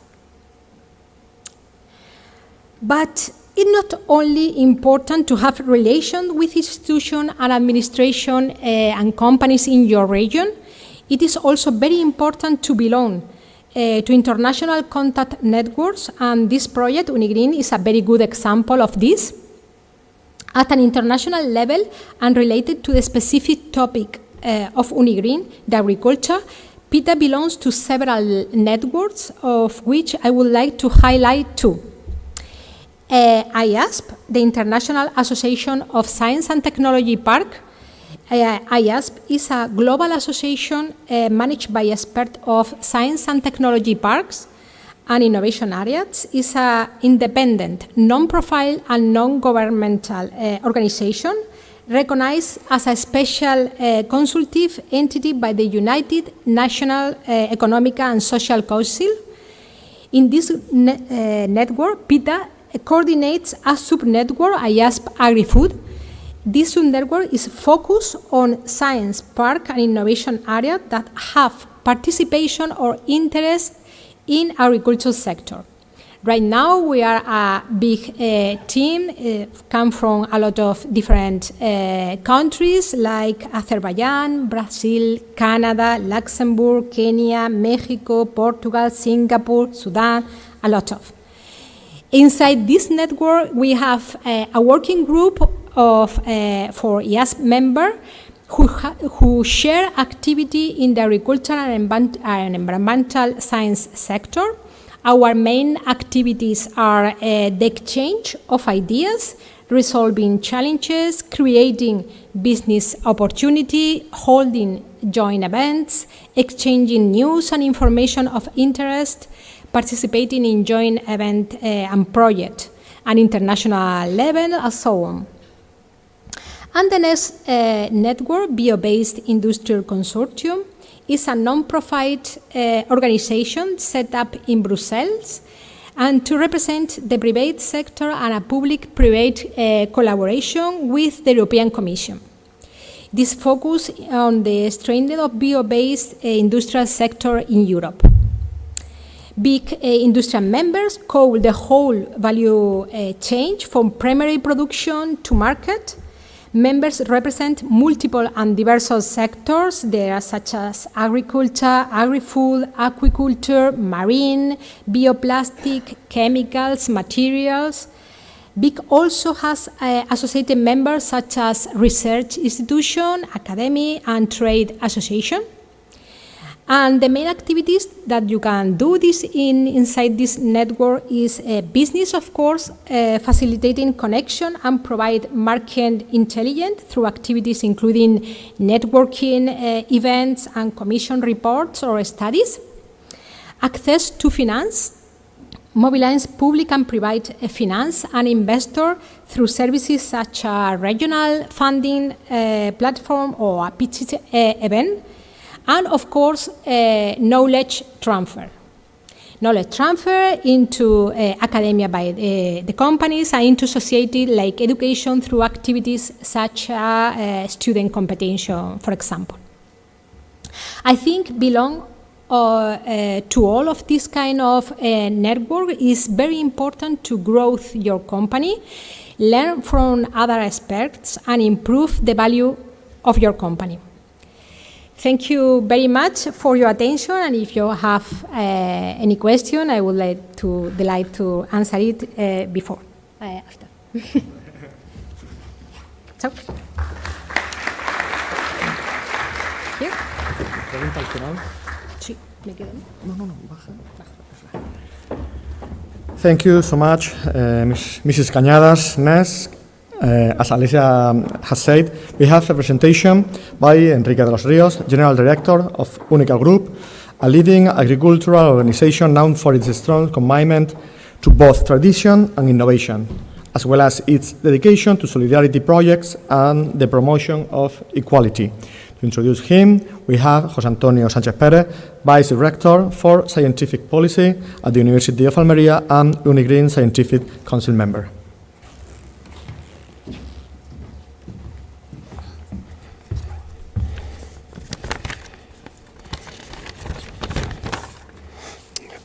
Hello everybody, good afternoon. Enrique de los Ríos was born in Almería in 1964. He holds a degree in physics from the Conferencia University of Madrid, a postgraduate degree in telecommunications, and an MBA. He furthered his education with a master in leadership in cooperative from the University of Missouri and completed the EDICA program for senior executive in agri-food companies through the San Telmo International Institute in Spain. Here, his career in telecommunication began more than 20 years ago with AMPA, before moving to Siemens and Alcatel. He transitioned to the agri-food sector in Almería, serving as the commercial and marketing director of Acera.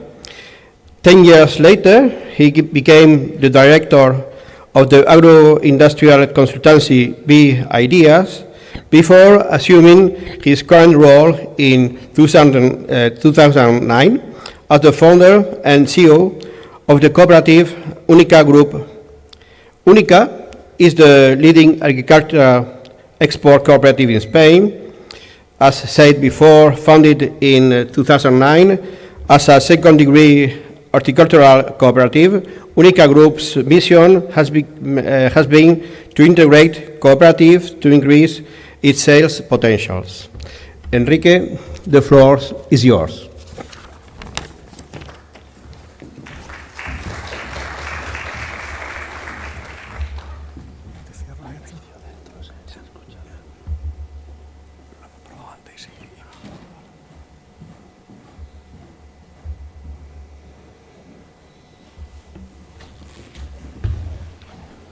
Well, thank you very much indeed for your presentation, José Antonio, and also thank you very much, Tomás, for inviting us to come here. And also thank you to the rector to be here. And thanking you all if you have not slept already, because this is siesta time for Spaniards, and without coffee it's difficult, but we will do our best. Well, I think Alicia and myself, we took the same picture where we are. And in fact, we are at that point there in the black spot. Is 80% of all vegetables that Europe consumes during 5 months. And if you look closer, it's the same, Alicia.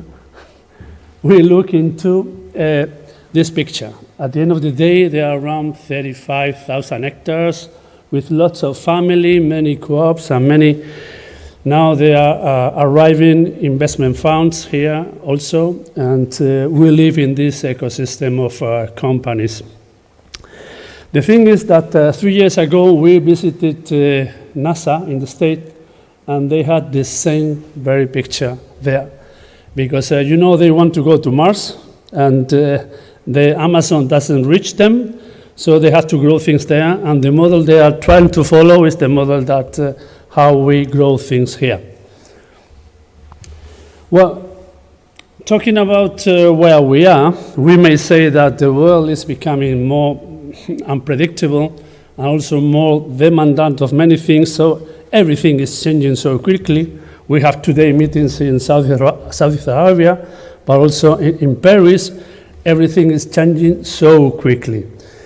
And this is the scenario where we live in, and we have to know what to do in this situation, not knowing what is going to happen tomorrow.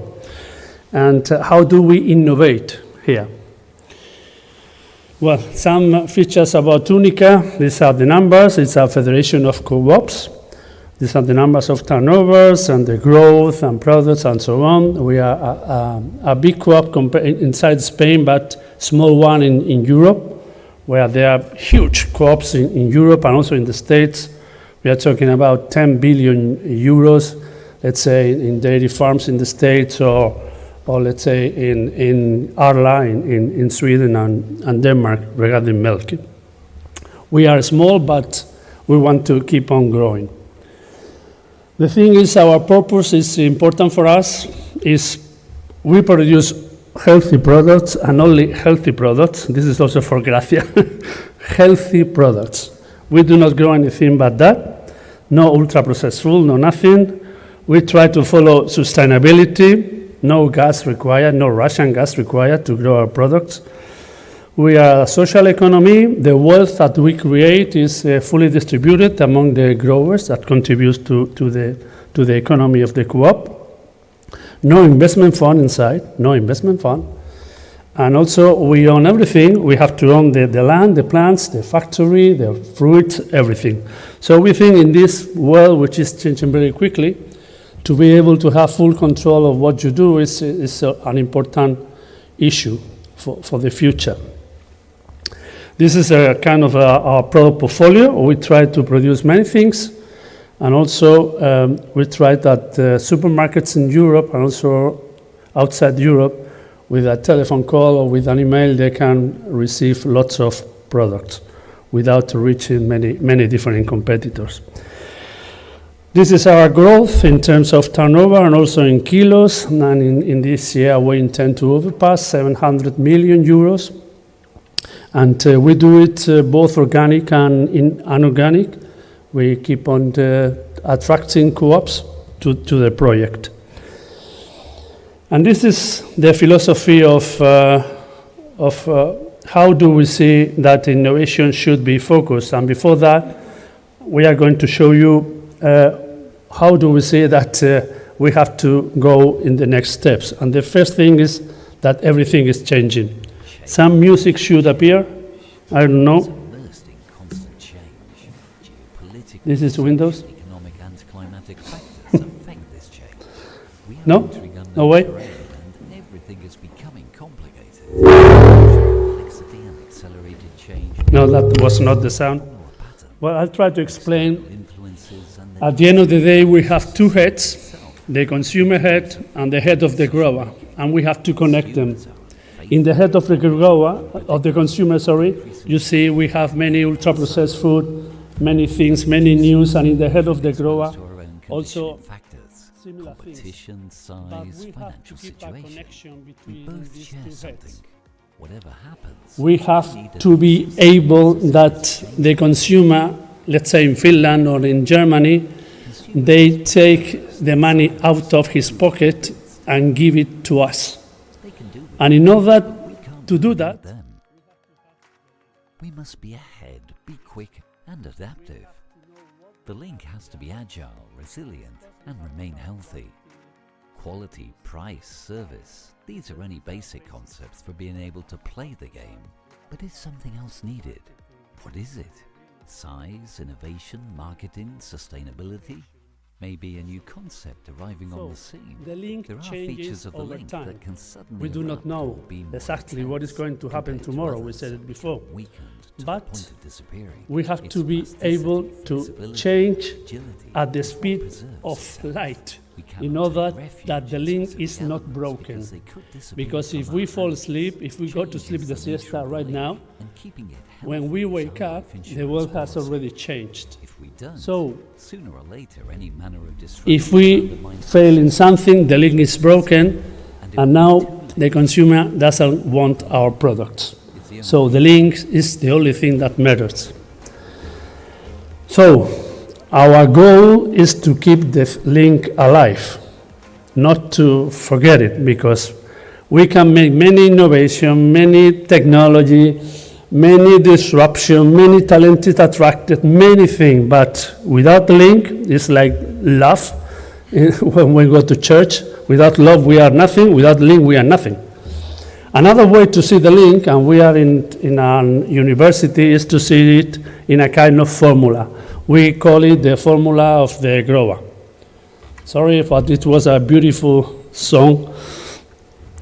But at the end of the day, it's also one formula. Everything is in a formula. Sorry, I study physics, so I love formulas.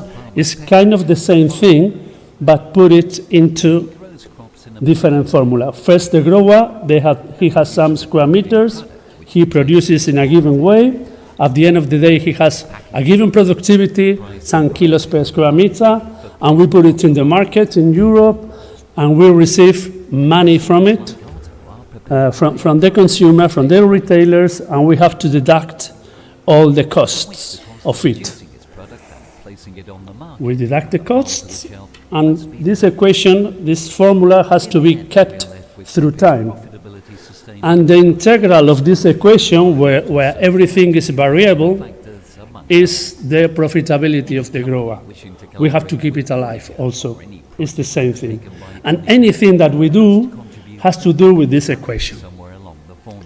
If you give me a project, an alliance, or a new technology, or AI, or blockchain, or whatever, they have to go through the formula.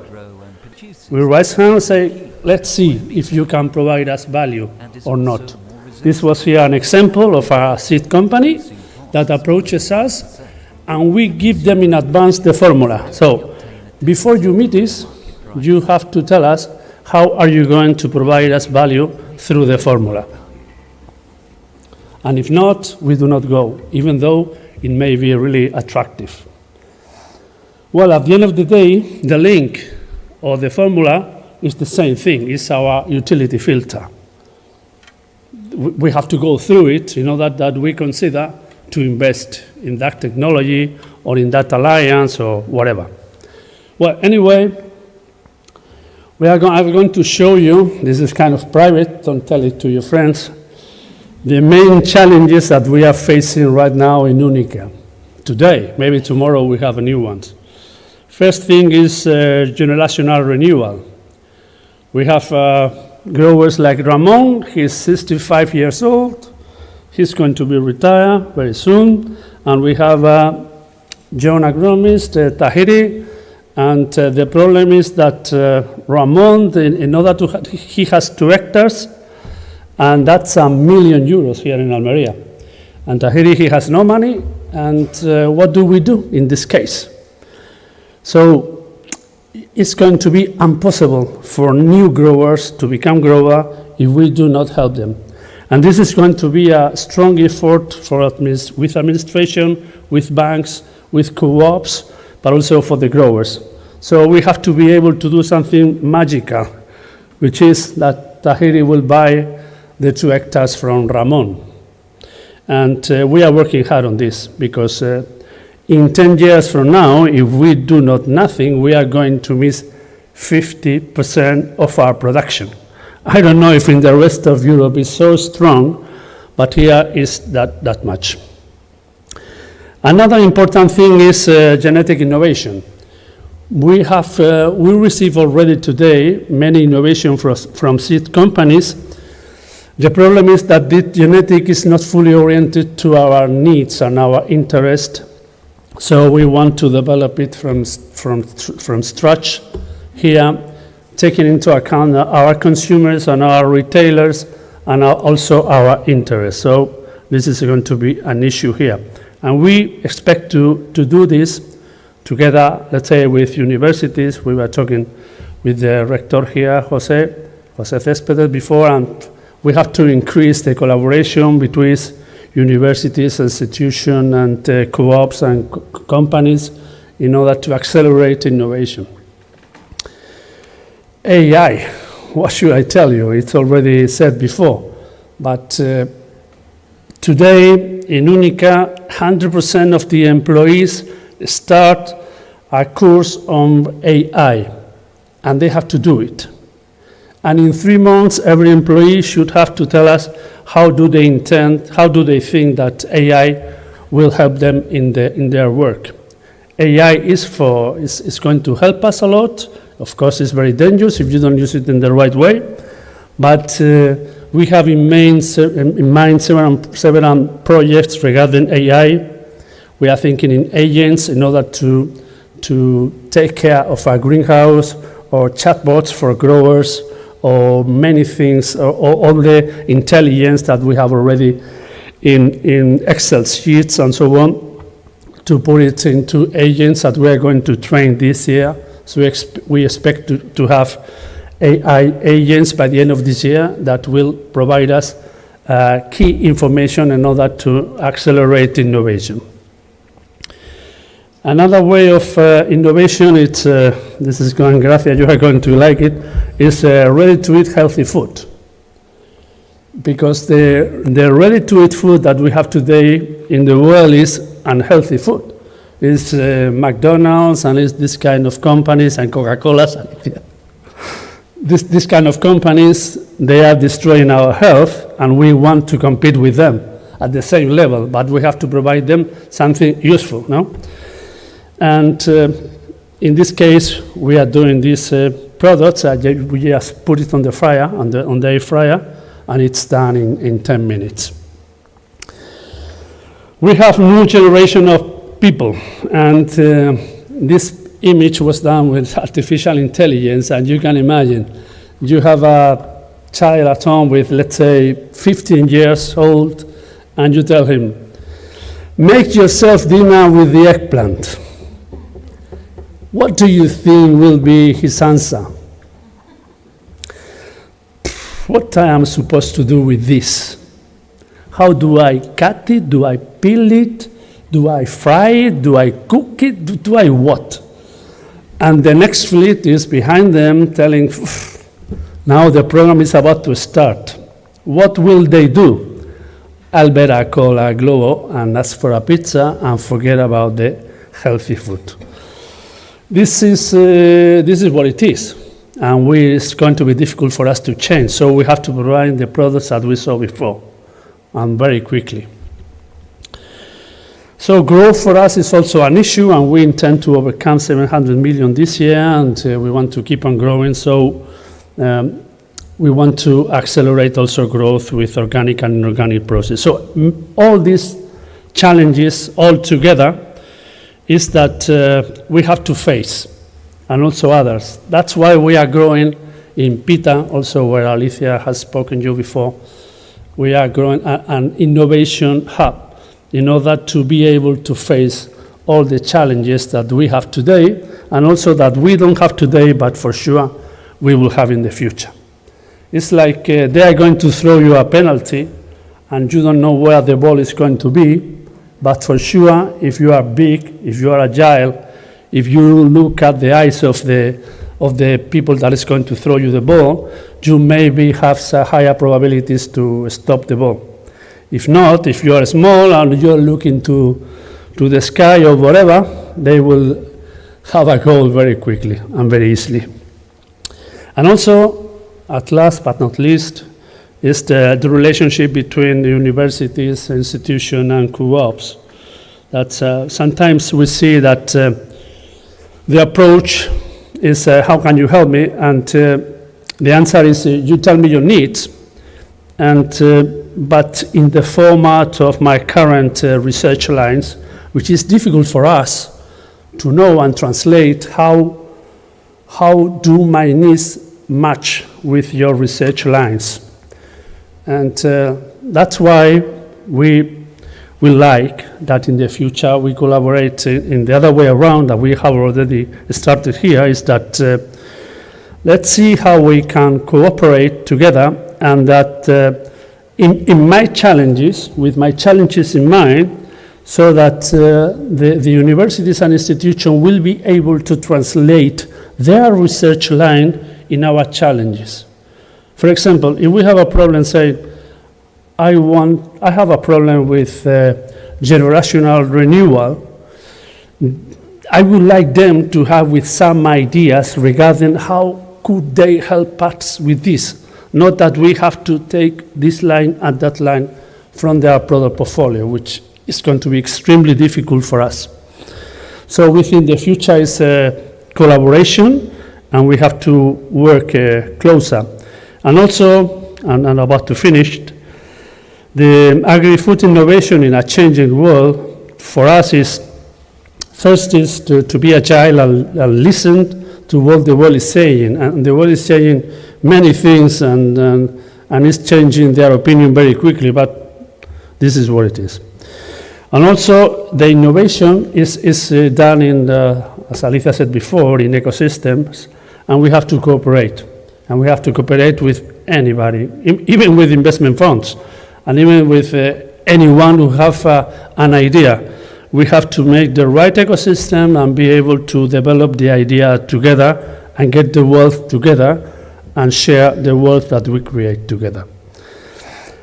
And also, for us, it's important to work close to who is going to apply the technology or whatever. So we think that maybe the best way in the future is to work in company. And that's why we offer some suppliers, also University of Almería, we will be pleased if they will install some offices inside our line, so that we see our world in real time, our needs and how our customers and our problems with pesticides or whatever, they will see from inside the machine what is happening today, and they will be able to provide us better solutions, because we really need them.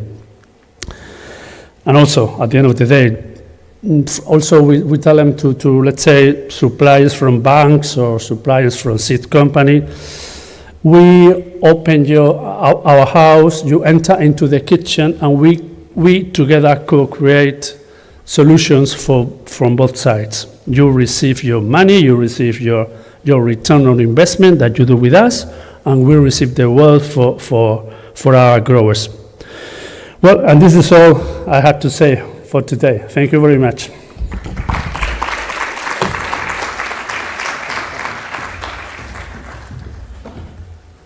Thank you very much, Mr. De los Rios. Undoubtedly, at this moment, innovation will be our greatest source of certainty. To close this session, Dr. Ana Lozano will speak to us about a concept that is becoming increasingly relevant, not only in the field of health, but also across multiple disciplines, and this is One Health. To introduce her, we have Gracia Castro de Luna, Bachelor in Medicine, Coordinator at University of Almería. Thanks, José Antonio. Good afternoon, everyone. First, thank the UNIgreen Congress organization for inviting professors from the College of Medicine to participate in this Congress. I am very excited about the first step in collaboration between the agri-food sector and the Medicine College in Almería. This collaboration will become a key competitive advantage for the local agri-food sector. I hope so. As Hippocrates, a physician from the 5th century before Christ, said, "Let food be our medicine, and let our medicine be our food." Now, I would like to introduce my fellow professor. Dr. Ana Lozano is a distinguished specialist in internal medicine and an expert in infectious diseases at the Poniente University Hospital in Almería. Dr. Lozano earned her degree in medicine and surgery from the University of Navarra and later specialized in internal medicine with a focus on infectious diseases.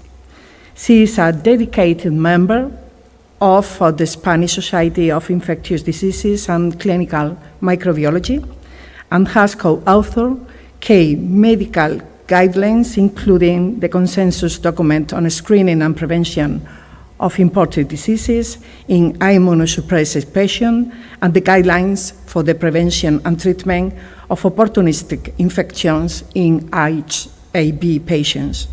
Dr. Lozano has contributed significantly to the group for the study of imported pathology and international health. For over 24 years, she has been at the forefront of patient care, treating conditions such as HIV patients, tuberculosis, hospital-acquired infections, and imported diseases among travelers and immigrants. Today, she will be sharing her insights on safeguarding health in a changing world, the One Health Breaking Silos Integrative Approach. Please join me welcoming Dr. Ana Lozano.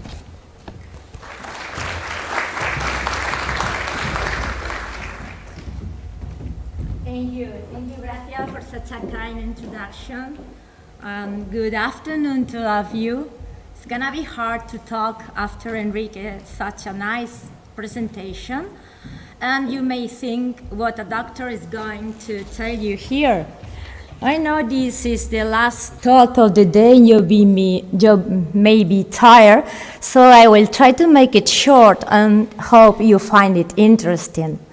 I will begin thanking Tomás Lorenzana on behalf of the UNIgreen conference for counting on us, as Gracia said, counting on the School of Medicine to participate. This is my very first year as an associate professor, and I can tell you it has been a challenge already. So, the title of the presentation is so long that we might as well just stop here. The aim of the talk is to introduce you to the One Health concept. Sorry? Oh, it's my fault.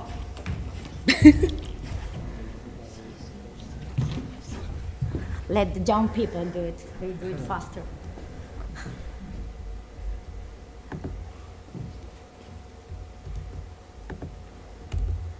Okay, thanks so much. So the aim of the talk is to introduce you to the One Health concept. Maybe you have already. About the reasons why the One Health holistic approach is so needed and convenient in a triple changing world. Then I will dedicate a few slides to talk about antibiotic resistance, which is linked to such changes, and we will finally finish with a local example of One Health.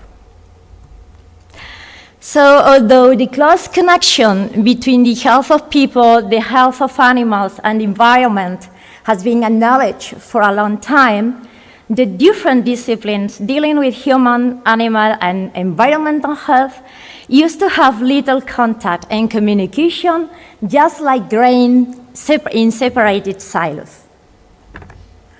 This fact can also happen in private companies, educational, and other big institutions and the like. One Health is the idea that the health of people is connected to the health of animals and our shared environment. When we protect one, we help to protect all. So this approach is now, since 2021, supported by several of the United Nations agencies, the World Health Organization and the World Organization for Animal Health, united to give a broader definition of One Health. A definition that implies multiple sectors, disciplines, at several levels of society, to foster well-being and tackle threats to health and ecosystems, while addressing the need for clean water, energy and air, safe and nutritious food, and taking action on climate change and contributing to sustainable development. Some of the key principles behind this philosophy include acknowledging the importance of biodiversity and the intrinsic value of all living things within the ecosystem, as well as the responsibility of humans to change behavior and adopt sustainable solutions. The three main changes, in a very simplistic way, are these ones. The human population is growing and expanding into new geographical areas. Second, our planet is undergoing climate and land use change with more intensive livestock farming and several consequences. And third, global movements of people, animals, and food have increased dramatically. Due to human population expansions, many people are now living in close contact with wild and domestic animals. Nearly 300 diseases affect both animals and humans, and 3 out of 4 new infectious diseases, like COVID-19, have an animal origin, what we call zoonosis. For some viruses, the reservoir hosts are bats, and a variety of other mammals are the intermediate hosts until they finally reach humans. The closer we are to these animals and the more that we interact with them, the more probability of a zoonosis to emerge. And the boundaries between vet medicine and human medicines are now not so clear when it comes to avian flu, swine pest, mad cows, COVID-19, and monkeypox, all of them being zoonoses, infectious diseases that are passed from animals to humans. And the loss of biodiversity linked to climate change and land use change and deforestation, also related to monocultures and intensive livestock farming, produce a loss of biodiversity that is linked with a greater risk of disease transmission. Deforestation and greenhouse gases contribute also to global warming, allowing mosquitoes and other infectious diseases vectors that before belonged to warmer zones to spread over more and more territories. As you can see in the map, the spread of the tiger mosquito in Spain. So we know that we are not doing so good when it comes in terms of environmental health, as in the last 15 years, 6 out of 9 principal indicators of environmental health have worsened. Climate change, loss of biodiversity, a nitrogen cycle related to artificial fertilizers, land use and deforestation, water cycle, and contamination due to plastics. And the third change in the world affecting planetary health has to do with global movements of people, animals, and food that have increased dramatically, allowing diseases and vectors of transmission to rapidly spread across borders worldwide. One threat that becomes in one end of the world can rapidly threaten the rest of the world, as we sadly knew with COVID-19. International travels are also among the factors that contribute to the spread of antimicrobial resistance. Other factors implied are water contamination, widespread use of antimicrobials in human medicine, but also in vet medicine and livestock farming. One of the practices that has driven the increase and spread of antimicrobial resistance since the mid of the 20th century is the widespread use of antibiotics as growth promoters to stimulate weight gain. Antibiotics have also used in animals to prevent disease. Globally, up to 50% of antibiotics are used in animal farming. This has led to the selection of resistant bacteria in animals, which reach humans via the food chain. Wastewater treatment plants are considered hotspots for the development of resistance. In these plants, bacteria of human and animal origin coexist with environmental bacteria, facilitating the exchange of resistant genes. Water returned to rivers may still contain antibiotic bacteria that have survived the purification process. This water, which may be used to irrigate crops or water animals, can introduce resistant bacteria into the food chain, directly affecting our health. Antibiotic resistance can be spread both by human and animal use of antibiotics. I don't know if I can point this. Yeah. Animals get antibiotics to promote growth and may develop resistant bacteria in their guts. Meat containing drug-resistant bacteria can then be eaten, or animal feces can contaminate water used to food crops.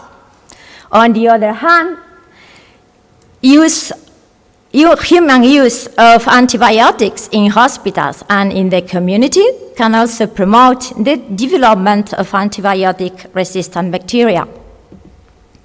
An abundance of scientific research indicates that improving animal welfare reduces the risk of illnesses and the inappropriate use of antimicrobials. Genetic diversity and traditional autochthonous breeds ensure good health and welfare and reduce antimicrobial input into farming.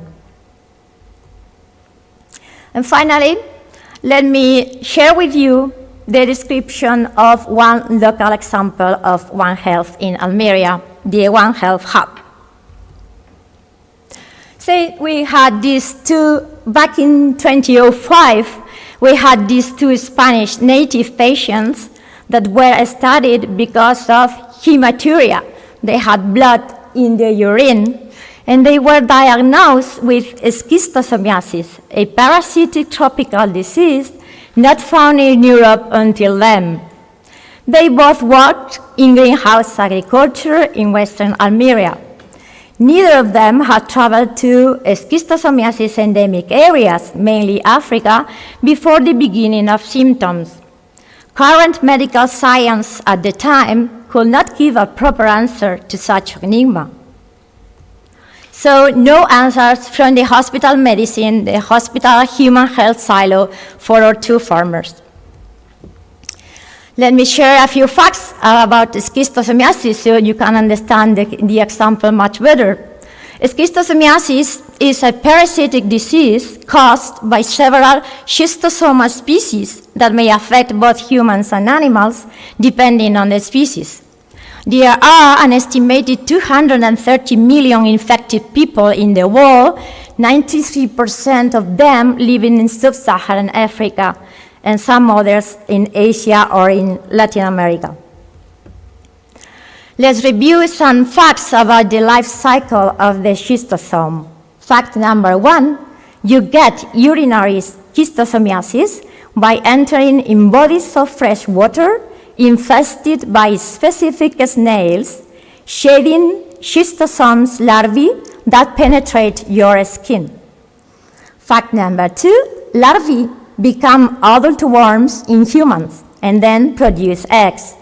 Infected humans can eliminate schistosome eggs by the urine. Eggs then get into specific freshwater snails and become infectious larvae again, closing the life cycle of the schistosome parasite. Fact number 3, the geographic distribution of the snails, namely Bulinus truncatus, determines the geographic distribution of schistosomiasis. There are some former statements valid until 2013. Statement number 1, Bulinus truncatus is not found in Europe, therefore non-native European schistosomiasis could be. You can swim in any freshwater body in Europe without getting schistosomiasis. Statement number 2, due to lack of intermediate native vectors, Bulinus truncatus, schistosomiasis is an imported disease in Europe. Humans acquire the disease out of Europe. Infected people may travel to Europe and eliminate schistosome eggs into freshwater bodies, but the parasite's life cycle cannot be completed in the absence of Bulinus truncatus snails, and no new human cases can occur. In short, no schistosomiasis transmission in Europe is possible, not what we call native or autochthonous transmission, only imported cases, people infected in Africa or in other places, and diagnosed in Europe, mainly migrants and travelers. You have seen this picture already this afternoon, and you already know that Western Almería is a very special place with an agricultural context, known as one of the leading regions in Europe, as Enrique told us, for intensive agriculture. It is renowned for its advanced practices, such as greenhouse agriculture and innovative water management. The regions, as we already know because of Alicia and Enrique, produces a significant portion of Europe's fruits and vegetables. This high level of activity creates a big demand for labor. The prospect of steady work is a strong incentive then for migration. And Western Almería holds a migrant share of 21% of the population, many of them coming from sub-Saharan countries. To attend these big numbers of people coming from abroad, a tropical medicine unit was created in 2004 at the hospital of Poniente, directed by the eminent physician Dr. Salas Coronas, who is among us today, and is also a professor of the University of Almería. In this tropical medicine unit, what was found that among African patients, schistosomiasis was a really frequent disease, and up to 1/3 of the patients visited at the Tropical Medicine Unit from Sub-Saharan Africa, they harbor evidence or signs of schistosomiasis. In the meantime, at the University of Almería, around 2015, investigators working together with other universities investigators, but also with local ecologists, NGOs, and the public administration of Andalusia, found that there were live Bulinus truncatus in Almería. So there you go. We have the cycle closed. We had people from endemic areas of schistosomiasis. Some of them may be capable of shedding eggs through the urine. Then we have many freshwater bodies among the greenhouses where snails can live and humans can swim or bathe. And we finally have the specific snails needed for the schistosome to close its life cycle. And so the missing chain link was found. So let's go back to our two native patients who were treated in 2005 because of confirmed schistosomiasis, a disease not found in Europe. Neither of them had traveled out of Europe before the beginning of symptoms, but they did swim in the hot summer of 2003 in one of the many irrigation pools serving the surrounding greenhouses. And they remember 3 other Spanish farmers swimming too. Those 3 other farmers were reached over, and 2 of them had silent schistosomiasis with positive serological test, and the 5th one had no evidence of schistosomiasis. Snails were searched for at the pool and were not found, but DNA from Bulinus truncatus snails was found at the pool, and specific snails were found at other irrigation ponds nearby. So in the end, we had a total of 4 cases of autochthonous or native schistosomiasis finally diagnosed, thanks to the cooperation of several scientific disciplines and stakeholders, hospitals, different departments from different universities, public administration, local ecologists. So just to finish up, as the world recognizes that human, animal, and environmental health is tightly entwined, advancing solutions to public health challenges will require the intentional removal of silos from traditionally segmented areas of research.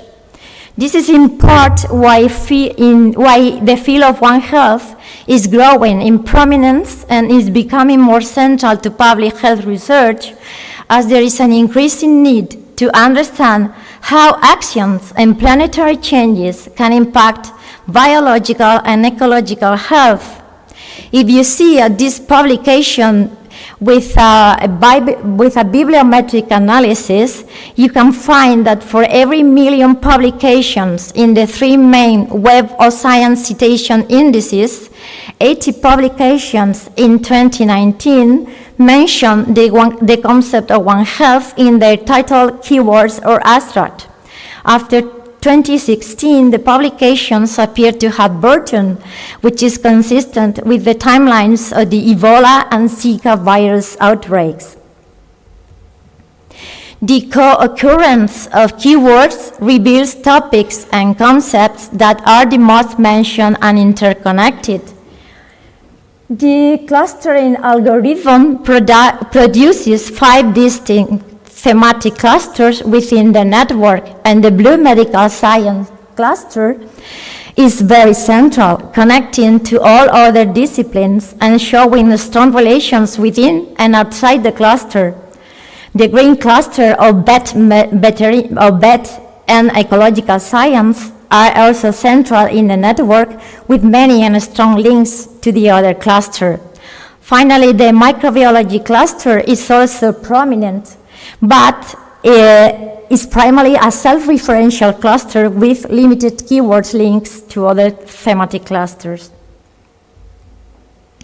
And we can go on a step forward and jump into the next concept, the planetary health, where education and private businesses are asked to participate as main actors.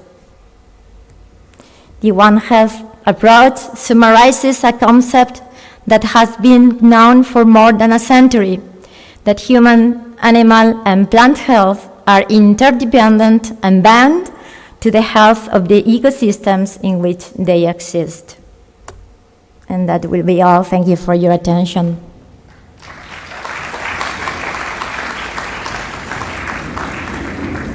Thank you so much, Dr. Lozano, for so interesting lecture. Now we're going to invite, I don't see you, Mr. De los Ríos, Mrs. Cañadas. Please join us on stage.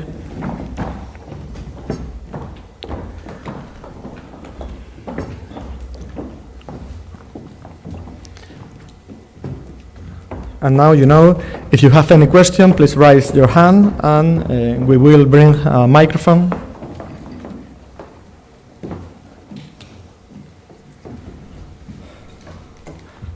Is there any question? If not, I'm going to make a little question for you three, okay? You have said, if of 1, 3, you have spoken about your work line, your project. It is you can offer to UNIgreen, but what can UNIgreen do for you? What do you expect from UNIgreen?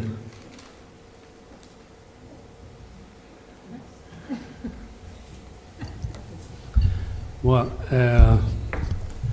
what we do expect from UNIgreen, but also from other institutions or universities, is that they approach us and they understand our strategy, and they perform an approach which is not, this is me, take what you want.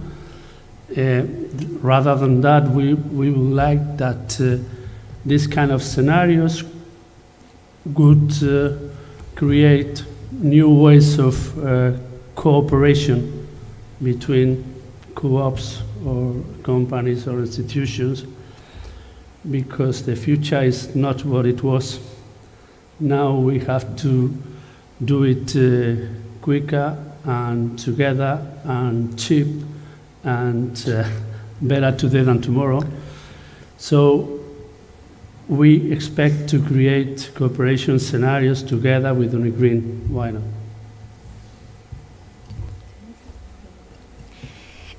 For me, well, we collaborate with the University of Almería in many items, and perhaps it's a good option for UNIgreen and for Science and Technology Park to collaborate in these items too.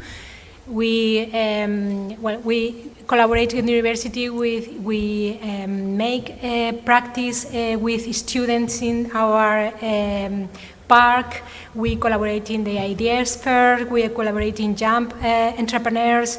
We collaborate in so many levels. Perhaps it could be a good option to collaborate with UNIgreen and the other universities that are here today in the same ways. But because it could be very interesting for the companies that we have in the Science and Technology Park to attract talent.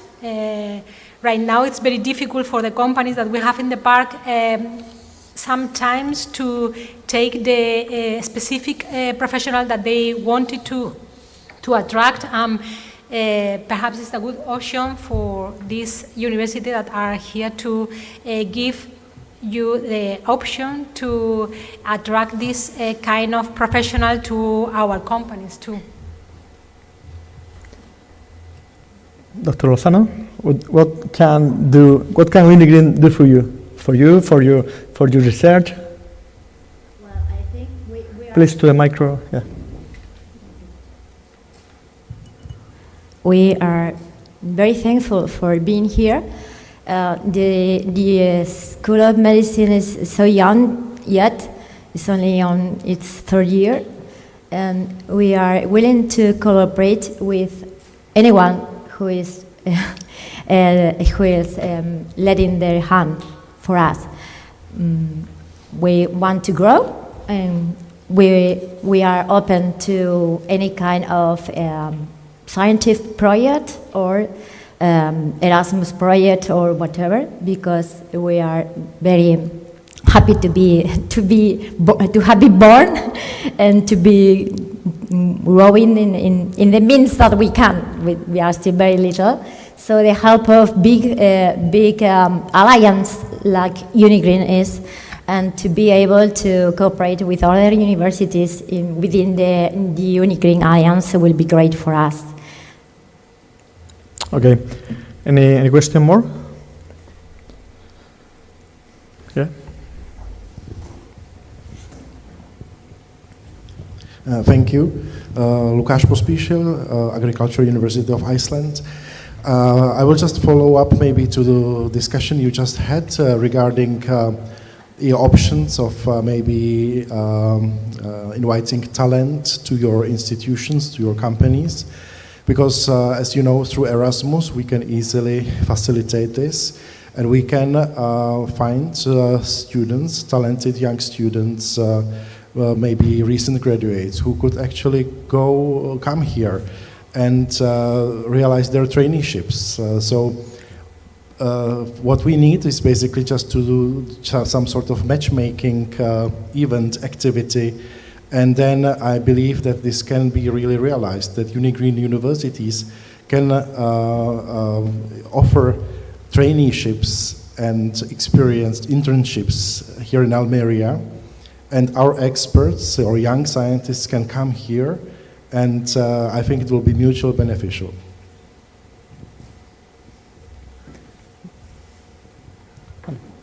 Okay. Yes, of course.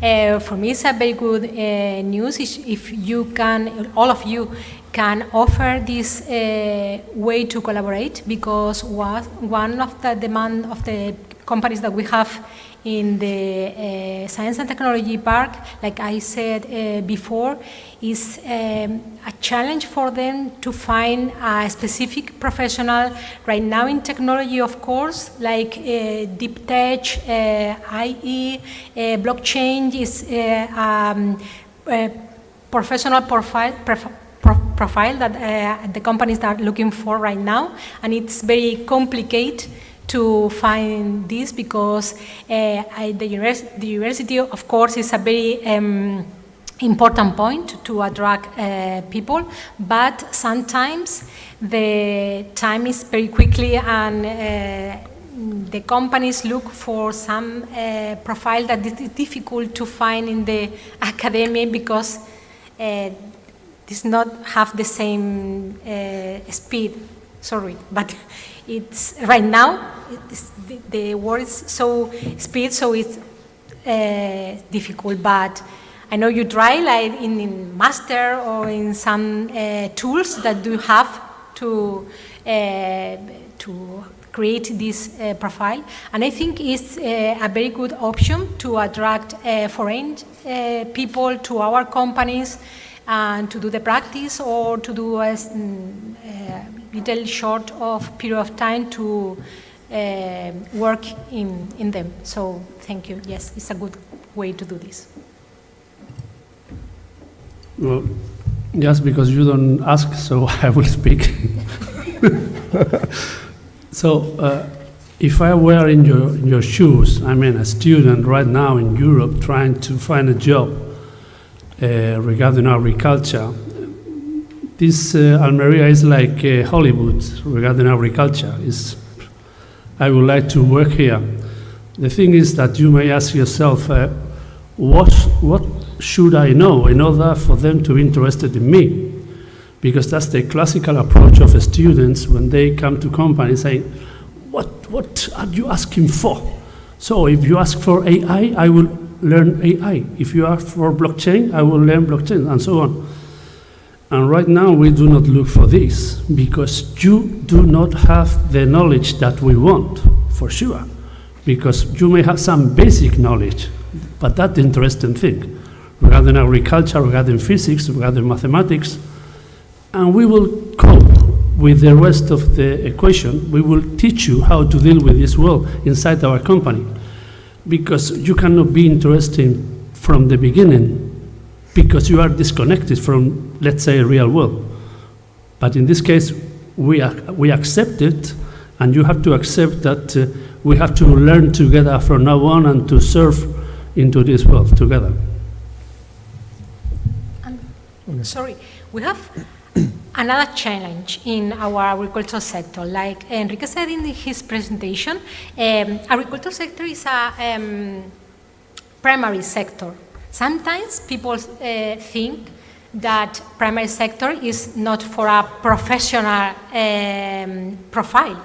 You don't think that we need a blockchain expert or an AI expert or an informatic expert. So we have to tell this a lot of more is our work, because it's like that. We need this kind of professional, and it's our work to do that. We need this kind of professional. Our sector is a very technician sector. It's very, very high technician, so we need this kind of professional. Okay, thank you so much. Any more questions?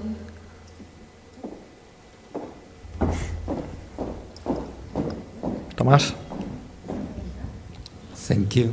Thank you very much to all the speakers, not only you three, but the five that have preceded you. That is the idea of this kind of international conferences, strengthening, getting us to know much closer than we are currently. Even UNICA Group, PITA are associated partners of the UNIgreen Alliance. Of course, the Faculty of Medicine Studies, as part of the centers of the University of Almería, is participating in this kind, very welcome to participate in this kind of action, and to let you know all our partners that are somehow complementary. Dr. Lozano was showing a slide saying, I don't know if I am a medician or a veterinarian. We do not have studies of veterinary, but some of our partners, some of our partners has studies of veterinary.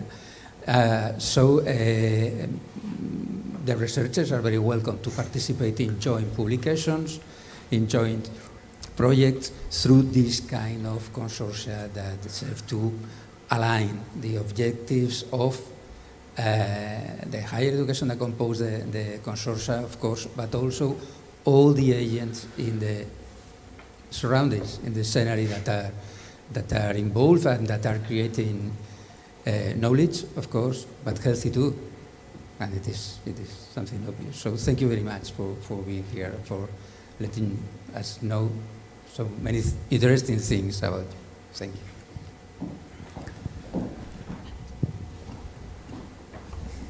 Okay, so, yeah, we have time for only one more question, please.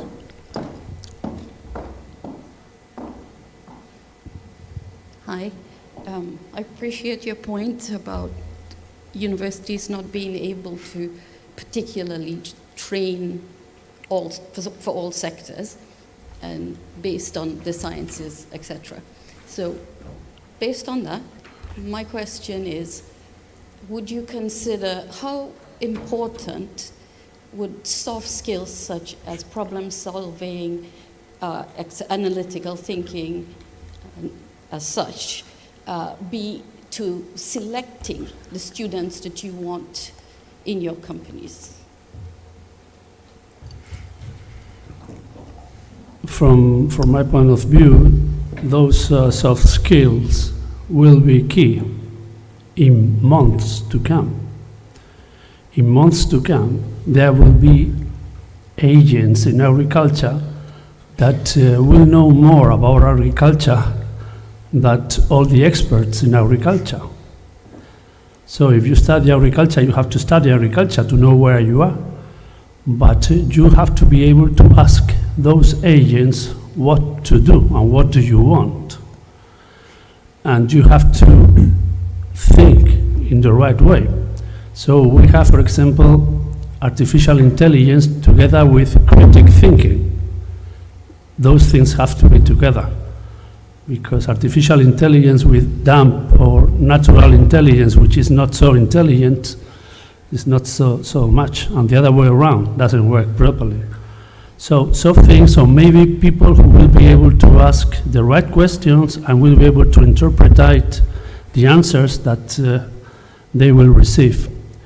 So I imagine a future where we do not look for a specific knowledge rather than for specific soft abilities together with basic knowledge.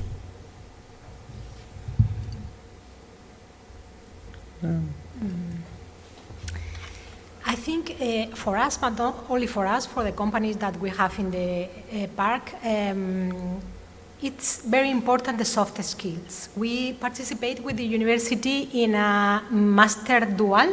It's a, yes, you know what is this kind of master that the half part of the master doing the students doing the university, but the other part doing the company.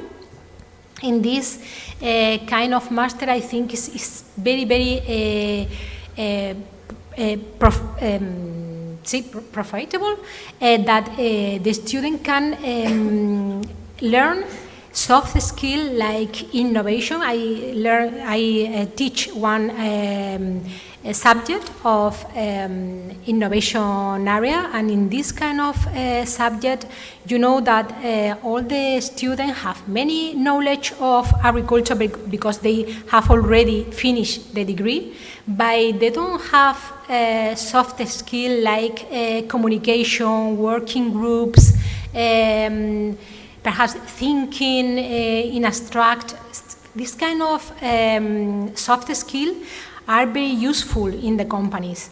And I think this kind of new model of master is very useful for improve this kind of soft skills. Yes, it's very important for the companies too. Okay.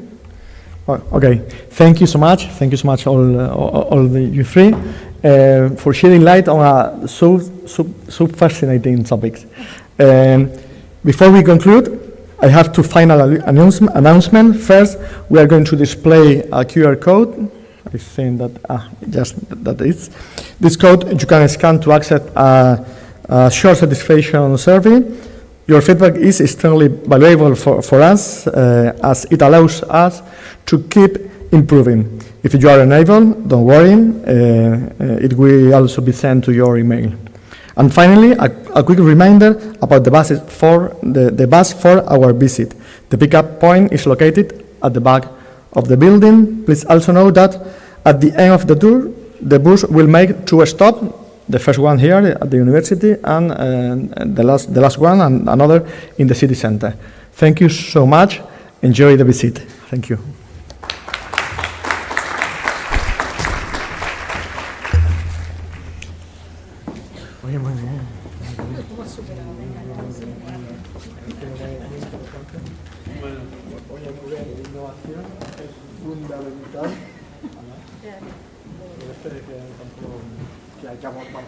No se puede.